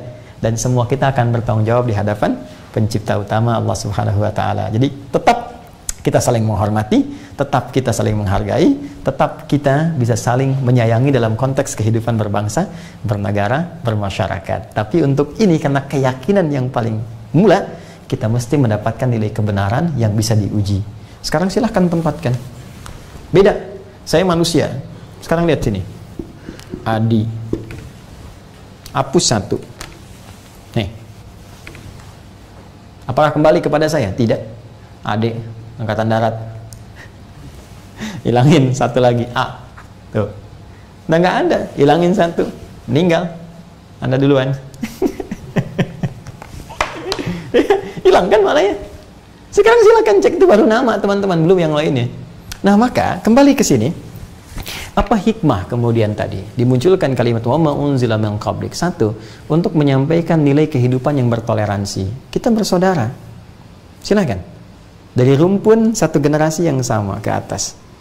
Maka jangan sampai kemudian terjadi perselisihan dalam kehidupan berbangsa, bermasyarakat. Kita tinggal di Indonesia, tidak semua tetangga itu Islam semua. Ada yang Kristen tetangga kita, ada yang Hindu, ada yang Buddha, kan? Saling menghormati. Bisa jadi saling berbagi. Jadi situasi COVID, pandemi, ada kelebihan yang Muslim bagi, jangan sampai dilewat. Bayangkan keindahan Islam. Orang Islam punya makanan, baunya nyampe ke tetangga. Kata Nabi, bagi tetangga itu, walaupun cuma kuahnya. Tapi jangan salah baca ya, jangan Anda masuk kuahnya dibagi, bukan. Maksudnya kalau Anda bikin kuahnya aja pun bagi. Jangan salah persepsi gitu orang nyium baunya. Ya. Tapi apakah pernah di redaksi itu ada muncul kalau tetangga Anda Islam? Tidak. Mungkin Anda tinggal di tempat yang Anda minoritas, ya. Mungkin teman-teman yang di Amerika, di mana kan banyak kan tetangganya non-Muslim. Anda masak, bagi, sampaikan. Jangan sampai dilewat, karena nggak pernah ada redaksi dalam hadis mengatakan kalau tetangga Anda Islam saja, tidak. Anda sampaikan pada yang Muslim, Pak Ahmad, Pak Soleh, itu kan Ibu Aisyah.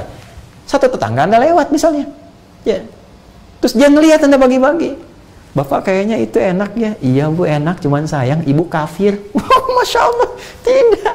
Kita berbagi, gak ada masalah. Ya. Tapi karena saudara tadi punya sifat menyayangi, ya, punya sifat dalam ingin memberikan nilai kebaikan, maka nilai yang paling utama untuk bekal kita pulang kan nilai tauhid, keyakinan. Maka dari itulah kemudian datang Al-Quran membawa referensi, sayangi saudaramu, berikan berita yang benar, tunjukkan kebenaran, jangan tutupi nilai kebenaran, sampaikan begini, ini sesuatu yang tidak tepat, ada nilai sejarah yang terpotong, ada sesuatu yang dituliskan oleh tangan manusia yang kemudian diyakini. Karena itulah di kitab-kitab selain Al-Quran tidak pernah ada redaksi begini, saya Tuhan, sembah saya. Silahkan cek, saya Tuhan, ini langsung redaksinya ya. Di Quran itu spesifik, jadi jangan bias lah, jangan begini begitu, tidak, langsung redaksinya spesifik. Al-Quran jelas mengatakan, Quran surah ke-20 Toha ayat 14, Allah pede langsung mengatakan, yakin betul, kalimat tegas, innani anallah, pakai taukid, saya Allah. Bahkan taukid itu penguat, saya benar-benar Allah. La ilaha illa ana, nggak ada Tuhan selain saya. Fa'budni, sembah saya. Silahkan cari kalimat ini di kitab manapun. Demi Allah saya katakan, Anda tidak akan temukan. Karena fitrah manusia dengan kemanusiaannya tidak akan pernah mengatakan saya Tuhan. Karena akan ada penghambat dalam jiwanya bahwa dia bukan Tuhan. Pada akhirnya semua akan dikonfirmasi. Al-Quran memberikan berita saat pulang kepada Allah pencipta utama, semua yang diklaim, semua yang diyakini ini akan dipertanggungjawabkan.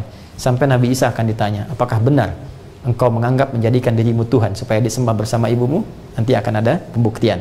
Demikian juga pada yang lain-lainnya, demikian juga pada semua kehidupan kita. Karena itu tetap walaupun ini disampaikan, Al-Quran tetap memberikan toleransi yang dalam sampai mengatakan la ikraha fid din. Quran surah kedua ayat 256. Tidak boleh ada pemaksaan.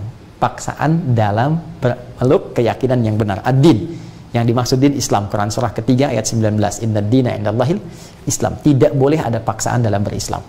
Jadi kalaupun ini disampaikan, ini mutlak. Ini murni, pure. Sebagai referensi informasi yang benar untuk dikaji secara ilmiah, baik oleh logika atau sumber dari nilai-nilai wahyu yang bisa dilacak kebenarannya dan bisa diteliti. Anda yakin? Silahkan berislam. Kalau belum yakin, silahkan banyak belajar dan Anda bisa memilih apa yang Anda yakini dan setiap kita akan bertanggung jawab. Objektif kan? Fair kan? Sangat indah kan? Baik, ya. Nah, kemudian fokus ini.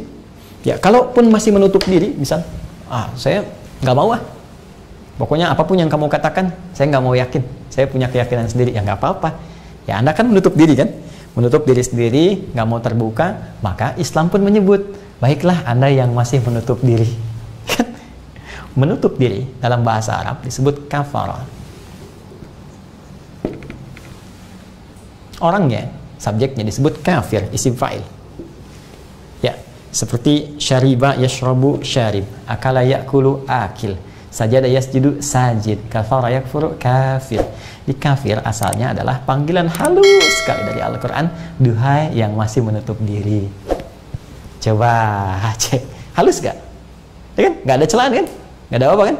Itu yang masih menutup diri, kalau belum mau menerima, yaitu pilihan.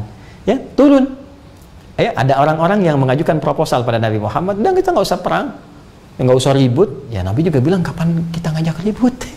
Saya nggak pernah ngajak perang, saya kan cuma berdakwah, cuma Anda yang menyoal. Ya udah Muhammad, kita sudah saling toleransi aja. Ya, kita menyembah Tuhan kamu sekarang, besok-besok kamu sembah Tuhan kita.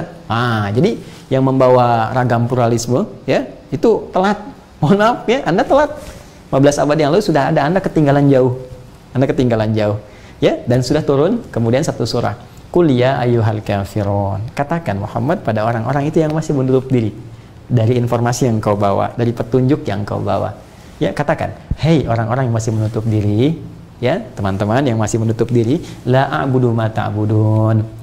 Aku ini nggak mungkin, nggak bisa menyembah apa yang kalian sembah. Wala antum a'buduna ma a'bud." Kalau kita mau toleran, yang paling gampang begini, Anda nggak usah nyembah Tuhan saya pun nggak usah nyembah Tuhan Anda, dan nggak usah kemudian disatu-satukan, campur-campur gitu kan. Ya, orang Kristen dipaksa datang ke masjid, orang Islam ke gereja, atau misalnya ke pura, orang pura ke masjid. Untuk apa? Anda menyembah aja dengan keyakinan Anda, kami nyembah dengan keyakinan kami, kita saling menghormati aja. Itu kan toleransi yang paling bagus. Nggak usah ganggu. Makanya di Islam dilarang menghancurkan tempat ibadah itu loh. Yang suka ada ajakan bom gereja, bom ini, awas dosanya besar tuh. Nggak boleh begitu. Ya, nggak boleh menyakiti orang-orang, nggak boleh. Ya, yang tidak pada tempatnya. Hati-hati kalau teman-teman ada ajakan kasar, ngajak tembak ini, bom ini, bunuh ini, ya bukan dengan alasan yang dibenarkan secara syar'i, secara hukum, tinggalkan. Karena itu pasti bukan ajaran Islam yang murni itu. Ada tujuan-tujuan tertentu yang hadir di balik itu, dan jauhi, cepat tinggalkan saja. Ya, tinggalkan. Hati-hati, ancamannya besar, bisa neraka jahanam dan gak bisa keluar kalau dia tidak pernah bertobat. Ya, kembalikan. La a'budu ma ta'budun wala antum a'buduna ma a'bud wala ana 'abidum ma abattum. Kalau belum jelas, saya tegaskan lagi.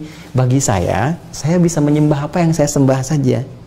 Dan Anda pun tidak usah repot menyembah apa yang saya sembah. Lakum dinukum waliyadin. Anda dengan keyakinan Anda, kami dengan keyakinan kami. Fair kan? Tapi kalau Anda mau belajar, nih informasi dari kami. Silakan. Jelas ya? Nah, jadi teman-teman sekalian, ini fair. Coba, pernah nggak dipanggil dengan, misalnya mohon maaf, panggilan yang kasar, kotor, atau dipanggil dengan nama hewan misalnya, atau dengan sesuatu tertentu? Tidak ada. Menghargai kemanusiaan kita, menjunjung tinggi nilai-nilai kemanusiaan sebelum ada hak asasi manusia yang banyak digembor-gemborkan itu. Al-Quran sudah datang lebih awal. Bahkan ada hak asasi negara, hak asasi sosial, itu didahulukan daripada personal. Hati-hati loh ya. Ya, ibadah sosial didahulukan daripada ibadah personal di dalam Islam. Nanti ada fikih tersendiri. Nah, jadi kesini teman-teman sekalian, ini gambarannya. Untuk itu, kesimpulannya apa?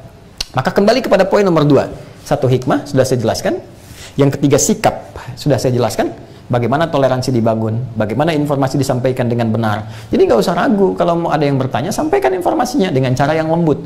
Ya, Quran surah 16 ayat 125, ud'u ila sabili rabbika bil hikmah. Jangan cela, ingat loh, jangan mencela. Larangan ketat, jangan pernah mencela keyakinan-keyakinan lain, sehingga mereka tanpa ilmu tidak sadar mencela Tuhan kita, Allah. Jangan mencela. Kalau mau diskusi dengan cara yang lembut, ya. Al-Quran pernah menyampaikan, setelah statement dibuat, katanya kalian ahli kitab, katanya punya kitab, bisa sampaikan informasi, maka muncullah keterangan yang indah. Ya, qul ya ahlal kitab, ta'alu ila kalimatin sawa baini wa bainakum. Wahai saudaraku, teman-teman di ahli kitab, ayo kita kembali kepada satu kesepakatan. Komitmen yang kita bangun, kalau benar-benar ini mau dirujuk kepada Ibrahim alaihissalam, Musa alaihissalam, Isa alaihissalam, apa itu? Kembalikan pada ajaran yang benar. Ya, alla na'budu illallah. Jangan sampai kita menyembah kecuali kepada Allah. Anda kalau yakin silahkan. Kalau Anda bertahan, yaitu keputusan masing-masing. Indah kan? Nah, ini kembali ke sini. Karena itu kembali kepada hukum. Jadi bagian pertama, walladzina yu'minuna bima unzila ilaik. Dan untuk mengupgrade keimanan, ketakwaan kita kepada Allah, instrumen takwa itu kita mesti yakin dan mengamalkan semua yang diturunkan oleh Allah kepada Nabi Muhammad, baik Al-Quran, As-Sunnah, petunjuk, Al-Hikmah, kan? Pengetahuan dan akhlak, kan? Nah, ini menuntut iman plus amal. Tapi terkait dengan wa ma unzila min qablik, semua yang diturunkan kepada rasul-rasul sebelummu, karena sifatnya hanya informatif saja. Ya. Dan sifatnya data-data yang disampaikan untuk meluruskan pemahaman-pemahaman yang dibawa oleh generasi kemudian, yang di situ ada hal-hal yang tidak terkoreksi, kan? Maka sifat yang kedua tidak sama dengan yang pertama. Sifat yang kedua ini hanya sifat mengimani saja. Iman. Tidak masuk dengan konteks amal. Kenapa? Karena kitab-kitab itu sendiri yang diturunkan pada nabi-nabi sebelumnya sudah tidak ada wujud aslinya. Dan semua sudah dirangkum lewat Al-Quran. Karena itu Al-Quran disifati dengan musaddiqul lima baina yadayhi. Al-Quran membenarkan, kemudian mengumpulkan semua yang benar-benar dari nabi-nabi sebelumnya sebagai risalah yang disempurnakan untuk pedoman manusia semesta alam sampai kembali kepada Allah Subhanahu wa ta'ala. Karena yang orisinil sudah sama, dirangkum, disempurnakan oleh Al-Quran, semua sudah ada pada Al-Quran. Bahkan kalau nabi-nabi sebelumnya juga masih hidup, mereka akan ikut pada risalah Nabi Muhammad sallallahu alaihi wasallam. Karena itu yang dituntut pada kitab-kitab sebelumnya adalah iman saja, yakin bahwa ada nabi-nabi sebelum Nabi Muhammad, yakin ada kitab-kitab sebelum Nabi Muhammad, sehingga kita bisa menelusuri jejak kemanusiaan Nabi Muhammad secara nasab, ya, Muhammad bin Abdullah bin Abdul Muttalib bin Hashim bin Abdul Manaf, ya kan? Bin Murrah bin Qusay, seterusnya seperti pernah saya sampaikan sampai ke Nabi Ismail alaihissalam. Berarti jejaknya ada sampai ke Nabi Ibrahim. Ada kan jejaknya? Berarti jejak kemanusiaannya ada. Jejak kenabiannya ada. Ya, diurut lagi. Jadi untuk menemukan jejak kenabian itu nanti ada singgungan. Di Nabi Ismail bertemu Nabi Ishak, bersaudara kan? Nabi Ismail, Nabi Ishak bersaudara. Dan dari satu bapak. Kemudian jejaknya ada di Nabi Ishak, turun Nabi siapa? Yakub. Yakub turun siapa? Yusuf. Yusuf turun siapa? Terus Musa, Daud, Sulaiman, ke kanan ada Zakaria, sampingnya ada Imran, nikah dengan Hannah, lahirkan Maryam, lahirkan Isa. Jalurnya ada kan? Jadi disebutkan ini untuk menunjukkan, menguatkan kenabian Rasulullah sallallahu alaihi wasallam memiliki garis kenabian yang jelas dan juga garis kemanusiaan yang jelas. Dan yang paling dahsyat, Nabi Muhammad memiliki garis keluarga yang sangat terhormat. Ya, dari Arab itu nanti ada Bani Hashim, ya, yang terhormat, ada Kinanah terhormat, dari Kinanah nanti ada suku Quraisy terhormat, dari Quraisy ada yang terhormat Nabi Muhammad SAW. Jadi Nabi itu istimewa semuanya, keturunan istimewa, orang istimewa, kabilah istimewa, keluarga istimewa, sikap istimewa. Jadi semua orang nggak punya celah untuk menyoal Rasulullah SAW. Jadi kalau bahasa kita tuh nggak bisa begini, anak mana kamu? Keluarga siapa? Nggak bisa ke Nabi Muhammad itu. Keluarga paling terhormat, orangnya orang kota, lahir di Mekah kota, hijrah ke kota Madinah. Jadi semuanya terhormat, nggak ada celahnya. Iya, dan sikapnya sempurna. Karena itu ada pujian, wa innaka la'ala khuluqin azim. Nah, begini cara memahaminya. Ya. Ya, kalau belum yakin juga itu pilihan, tapi satu saat kita akan pulang ya ke alam yang lebih kekal. Ke masa yang tidak ada awal lagi, ujung pas. Ini ujung teman-teman. Ya, ujung nih, akhir. Tapi kalau masih ada setelah ini, ya, satu ruang yang lain, ya, maka ini belum disebut ujung akhir. Kalau sudah ujungnya sama sekali dan nggak ada lagi setelah itu, di situ aja, maka tambahkan tak di ujungnya, akhirah. Akhirah, ya, maka kemudian kalau sudah ada akhirah itu ujungnya, nggak bisa kemana-mana lagi. Sekarang kita masih punya pilihan untuk menggali mana yang paling benar, untuk menggali mana yang paling kita yakini, untuk kita pelajari sebelum kita tiba di alam ujung yang tidak bisa kemana-mana lagi. Setelah ini masih ada alam kubur. Setelah alam kubur pindah lagi, ada hisab. Tapi setelah itu kan penentuan, apakah surga atau neraka, rahmat atau azab. Dan setelah itu nggak ada mana-mana lagi. Ya, kalau Anda masih ragu dengan semua itu, nanti ada pembuktian saat kita pulang. Tapi kalau Anda yakin ada kehidupan setelah kematian, setidaknya cari bekal yang paling benar sebelum pulang. Karena bekal akhirat beda dengan bekal dunia. Hanya orang-orang yang yakin dengan kehidupan akhirat yang mencari bekal serius untuk bisa meningkatkan takwa. Karena itu penghujung ayat keempat itu ditutup dengan kalimat wabil akhirati hum yuqinun. Kenapa mereka mau meningkatkan takwa, mau merujuk kepada ini? Karena mereka yakin ada kehidupan setelah wafat, akhirat. Karena yakin dengan akhirat itu kita sholat. Ini di Quran disuruh sholat. Kalau nggak yakin dengan akhirat, ngapain sholat? Yang nggak sholat kaya, ya kan? Kalau hanya untuk kaya, Kenapa harus sholat? Ya. Syarat kaya itu bukan sholat. Syarat kaya itu berusaha dengan sungguh-sungguh. Ya, belajar dengan bagus, pintar. Syarat pintar bukan sholat. Sholat itu memberikan keberkahan dalam kekayaan. Sholat itu memberikan petunjuk pada kepintaran. Orang sholat, maka pintarnya diarahkan pada kebaikan. Karena tercegah dari perbuatan keji dan mungkar. Orang yang tidak sholat, atau sholatnya asal-asalan, maka boleh jadi kepintarannya diisi oleh nafsu. Sehingga mengarahkan pada nilai-nilai yang salah, menghancurkan banyak kebaikan dalam kehidupan. Ya, maka dengan sholat itu kita yakin memberikan arah kebaikan sebagai bekal untuk pulang. Karena kita mau meninggal, bekalnya nggak sama dengan dunia. Karena itu kalau orang meninggal, ya redaksinya kan sederhana, telah meninggal dunia. Artinya semua gelar, semua yang dibawa, diusahakan di dunia, selesai di atas tanah. Nggak bisa ikut bahkan ke alam kubur. Ayo yang sibuk mengumpulkan harta, ya rumah, kendaraan, segala rupa, handphone, ganti ini, ganti itu. Yuk kalau udah meninggal, tinggal semua. Karena hukum akhirat berbeda. Karena kita yakin dengan akhirat, kita ngaji. Ya. Kita ikuti sunnah, kita sholat, kita puasa. Kenapa? Karena dengan akhirat yakin. Kalau Anda yakin, maka upgrade ketakwaan Anda. Karena itu penutupnya dikatakan wabil akhiratihum yuqinun. Problem akhirat ini adalah problem serius di kalangan Yahudi.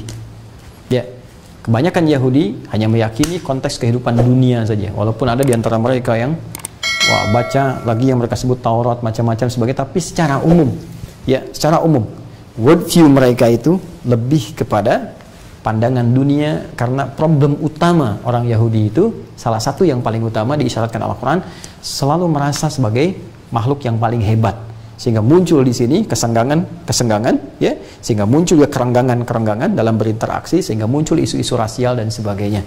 Ya, di sini yang kemudian diluruskan oleh Islam. Ingat, kalau ada orang pintar bukan karena Yahudinya, mungkin dia lahir di mana, ya, mungkin dia belajar dengan baik, karena semua orang punya peluang pada nilai-nilai kebaikan. Kita tempatkan sesuai dengan porsinya, kita tempatkan pada nilai kebaikannya. Karena itu ketika ada kalimat wabil akhiratihum yuqinun, ini untuk ada yang menafsirkan, mengajak kembali kepada orang-orang Yahudi untuk bisa menyeimbangkan kehidupannya. Hei, Anda ini yang terlalu ingin dominan dalam kehidupan dunia, pengen dominan di politik, pengen dominan di ekonomi, menganggap ras yang paling unggul. Satu saat Anda wafat, jangan sampai Anda yang merasa unggul di dunia ternyata menjadi yang terburuk dan nestapa saat kembali kepada Allah Subhanahu wa Ta'ala. Jelas? Nah, kalau kita bisa mengoptimalkan instrumen takwa ini dengan cara yang benar, baik lewat amalan hati, kemudian ibadah yang benar, sholat, fisik, ibadah harta, merujuk pada keterangan-keterangan Al-Quran, Sunnah, hikmah, akhlak, kemudian bertoleransi dengan lingkungan sekitaran kita, menyampaikan kebenaran dengan cara yang benar, yang lembut, kan? Bersikap yang wajar. Apa yang kita dapatkan di balik semua itu untuk kehidupan dunia kita dan akhirat kita? Nanti kita lanjutkan lagi jawaban itu di pertemuan berikutnya, ya. Kurang lebih demikian teman-teman sekalian, ya, yang kita bahas. Mudah-mudahan bisa semangat ngajinya, ya. Terus kita saling mendoakan, kemudian saling bersikap baik dalam kehidupan. Kita tinggal di tempat yang sangat dianugerahi oleh Allah, semua nikmat-nikmat kemuliaan. Saya ini sedang banyak riset juga, ya, riset-riset yang insya Allah setidaknya ada hal yang bisa kita ambil manfaat dan terbuka. Kalau ingin dikoreksi dan sebagainya juga insya Allah ada. Nanti satu saat kita bisa diskusikan, dan dalam beberapa hari ke depan saya akan juga konsentrasi khususnya nanti saat 10 hari awal, ya, di Dzulhijjah sebelum Idul Adha. Nanti kita akan bahas tuntunan praktis menuju Idul Adha, amalan-amalan apa saja untuk kita persiapkan supaya kita bisa lebih maksimal. Walaupun di edisi yang lalu dengan teman-teman musyawarah, teman-teman bisa cek tayangan kami sebelumnya, ada pengantarnya. Nanti spesifiknya kita bisa gali lebih dalam. Baik teman-teman sekalian, izin menyampaikan informasi bahwa, ya, Anda pasti tunggu-tunggu ya, Taisir. Ini alhamdulillah sudah berjalan. Saya tadi sudah terupdate dari kuota yang kita sediakan dulu untuk wilayah Jabodetabek khususnya. Ini insya Allah dalam pekan ini akan kita selesaikan, sehingga nanti di luar ini kita akan mulai pada periode yang pekan selanjutnya. Jadi nanti kita berikan kuota sekitar 2.000, ya, yang paling memudahkan. Anda yang bisa ngambil sendiri lebih bagus.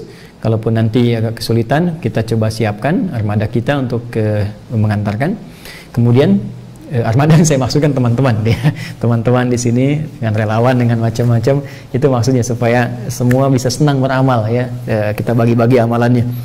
Jadi ada yang riset, ada yang bikin, ada yang ngantri, jadi kita berbahagia semua. Kemudian yang untuk di wilayah luar itu nanti kami bagi lagi petanya ya pada pekan kedua, sehingga nanti bisa terukur dengan baik. Dan target kita untuk pembukaan pertama ini ada 10.000 yang kami siapkan mushaf ya, tentunya dengan buku pelengkapnya baik murajaah ataupun buku panduan. Nanti insya Allah setelah periode pembagian selesai, kami akan berikan bimbingan. Saya langsung insya Allah di antara yang bimbing akan menyampaikan pembukaan programnya. Nanti kami akan buat fasilitas khusus, sehingga nanti talimnya hanya untuk yang program STUAH saja ya. Nanti fasilitasnya kami sampaikan, apakah fasilitas dengan tertentu ya saya tidak sebutkan. Nanti yang penting yang sudah daftar nanti akan masuk kepada sistem, di situ akan diundang, kita akan belajar minimal dengan saya akan bertemu sebulan sekali lewat online. Kemudian ada pembimbing musyrif ya, musyrifah juga nanti akan mendampingi, ada sekitar 40 orang. Ada operator juga, dan nanti Anda bisa storan ya, bisa rekaman, bisa dicek dan sebagainya. Nanti mungkin setelah COVID mudah-mudahan ada pertemuan. Lalu pertanyaan kedua teman-teman, ada juga yang cukup jauh yang mungkin untuk jangkauan mushaf ini ada kesulitan ya untuk penyampaian, di samping juga biayanya akan cukup mahal. Kita sudah press mungkin supaya memudahkan, tapi ada saudara-saudari kita juga yang menyampaikan ada keterbatasan. Saya juga mengatur bagaimana nanti gelombang-gelombang terakhir itu ya bisa subsidikan sehingga bisa memudahkan betul untuk dapat ini. Ya, kita harus subsidikan untuk cetak, juga untuk buku ya. Tapi nanti jangan khawatir, saya akan coba bicara dengan tim. Nanti insya Allah kita akan siapkan, memang sudah ada dalam format kita. Jadi yang jauh, terutama yang luar negeri, masih di luar, nanti kita siapkan dalam bentuk aplikasi. Jadi nanti sudah ada ya, kita persiapan ini. Kalau sudah, kami nanti akan infokan, tinggal Anda mendapat bukunya. Jadi ini yang lembaran bisa masuk ke handphone Anda, tiap hari bisa Anda ikut, bisa terhubung, terkoneksi dengan sistem kami juga ya. Nanti bukunya spesifik bisa dikirimkan, bahkan nanti insya Allah saya sedapat mungkin dana yang terkumpul coba kita maksimalin di buku, jadi kita bisa kirim ya, bisa kita gratiskan. Nah, nanti insya Allah teman-teman di awal bulan Dzulhijjah semua buku saya apa yang ada teman-teman berminat nanti insya Allah kita bisa kirimkan, saya bisa gratiskan ya. Ini hanya untuk support yang ini saja, yang lain nanti insya Allah saya gratiskan ya. Sekali lagi saya tidak orientasi untuk berjualan atau apa, saya senang kalau bisa teman-teman ambil manfaatnya. Nanti silahkan teman-teman gali di awal Dzulhijjah, insya Allah nanti kami siapkan yang butuh apa nanti Anda mungkin hanya ongkos kirimnya saja ya, untuk administrasi yang memudahkan itu untuk ini, untuk rezeki teman-teman yang mengantar itu kan, atau yang memang tugasnya ada di situ. Saya kira itu pengumuman yang disampaikan. Yang terakhir, saya belum buka ya untuk kelas PKU, pendidikan kadar ulama. Sudah kami sedang siapkan tempat ya. Nanti saya bikin video, saya siapkan tempatnya ya, karena saya deklarkan dulu ya, kami siapkan tempatnya sendiri, akomodasi kami tanggung juga.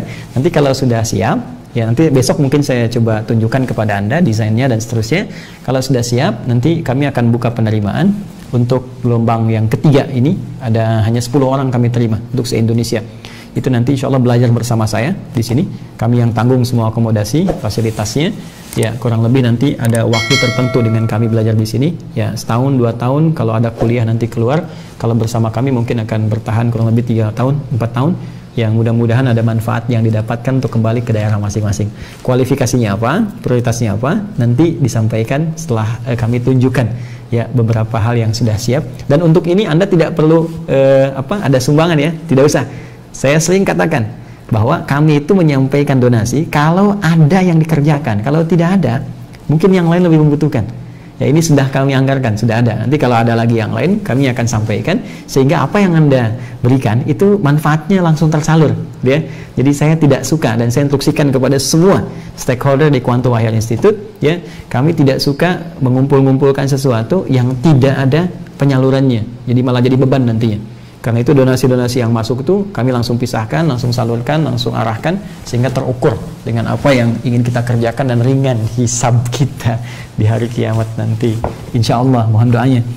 Itu kami kira teman-teman sekalian, mohon didoakan, dan semoga Allah memaafkan kesalahan kami, dan tentunya banyak yang khilaf yang saya sampaikan, mohon dimaafkan. Saya fakir, masih butuh belajar juga, dan insya Allah kita mencoba menjadikan pribadi lebih bermanfaat, dan saya terbuka kalau ada hal-hal yang ingin dikoreksi, disampaikan, sehingga memberikan pelajaran-pelajaran yang bisa membuat diri kita lebih baik.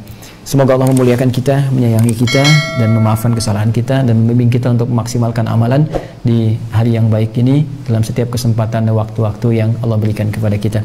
Allahumma taqabbal minna innaka antas samiul alim wa tub alaina innaka antat tawwabur rahim. Allahumma ja'alna min ahli al-Qur'an waj'alil Qur'ana sahiban lana fid dunya wa syafi'an lana fil akhirati ya arhamar rahimin. Allahumma rabbana atina fid dunya hasanah wa fil akhirati hasanah wa qina adzaban nar. Bifadlika subhana rabbika rabbil izzati amma yasifun. Wassalamun alal mursalin wa akhiru da'wana subhanakallahumma wa bihamdika asyhadu an la ilaha illa anta astaghfiruka wa atubu ilaik walhamdulillahi rabbil alamin. Assalamualaikum warahmatullahi wabarakatuh.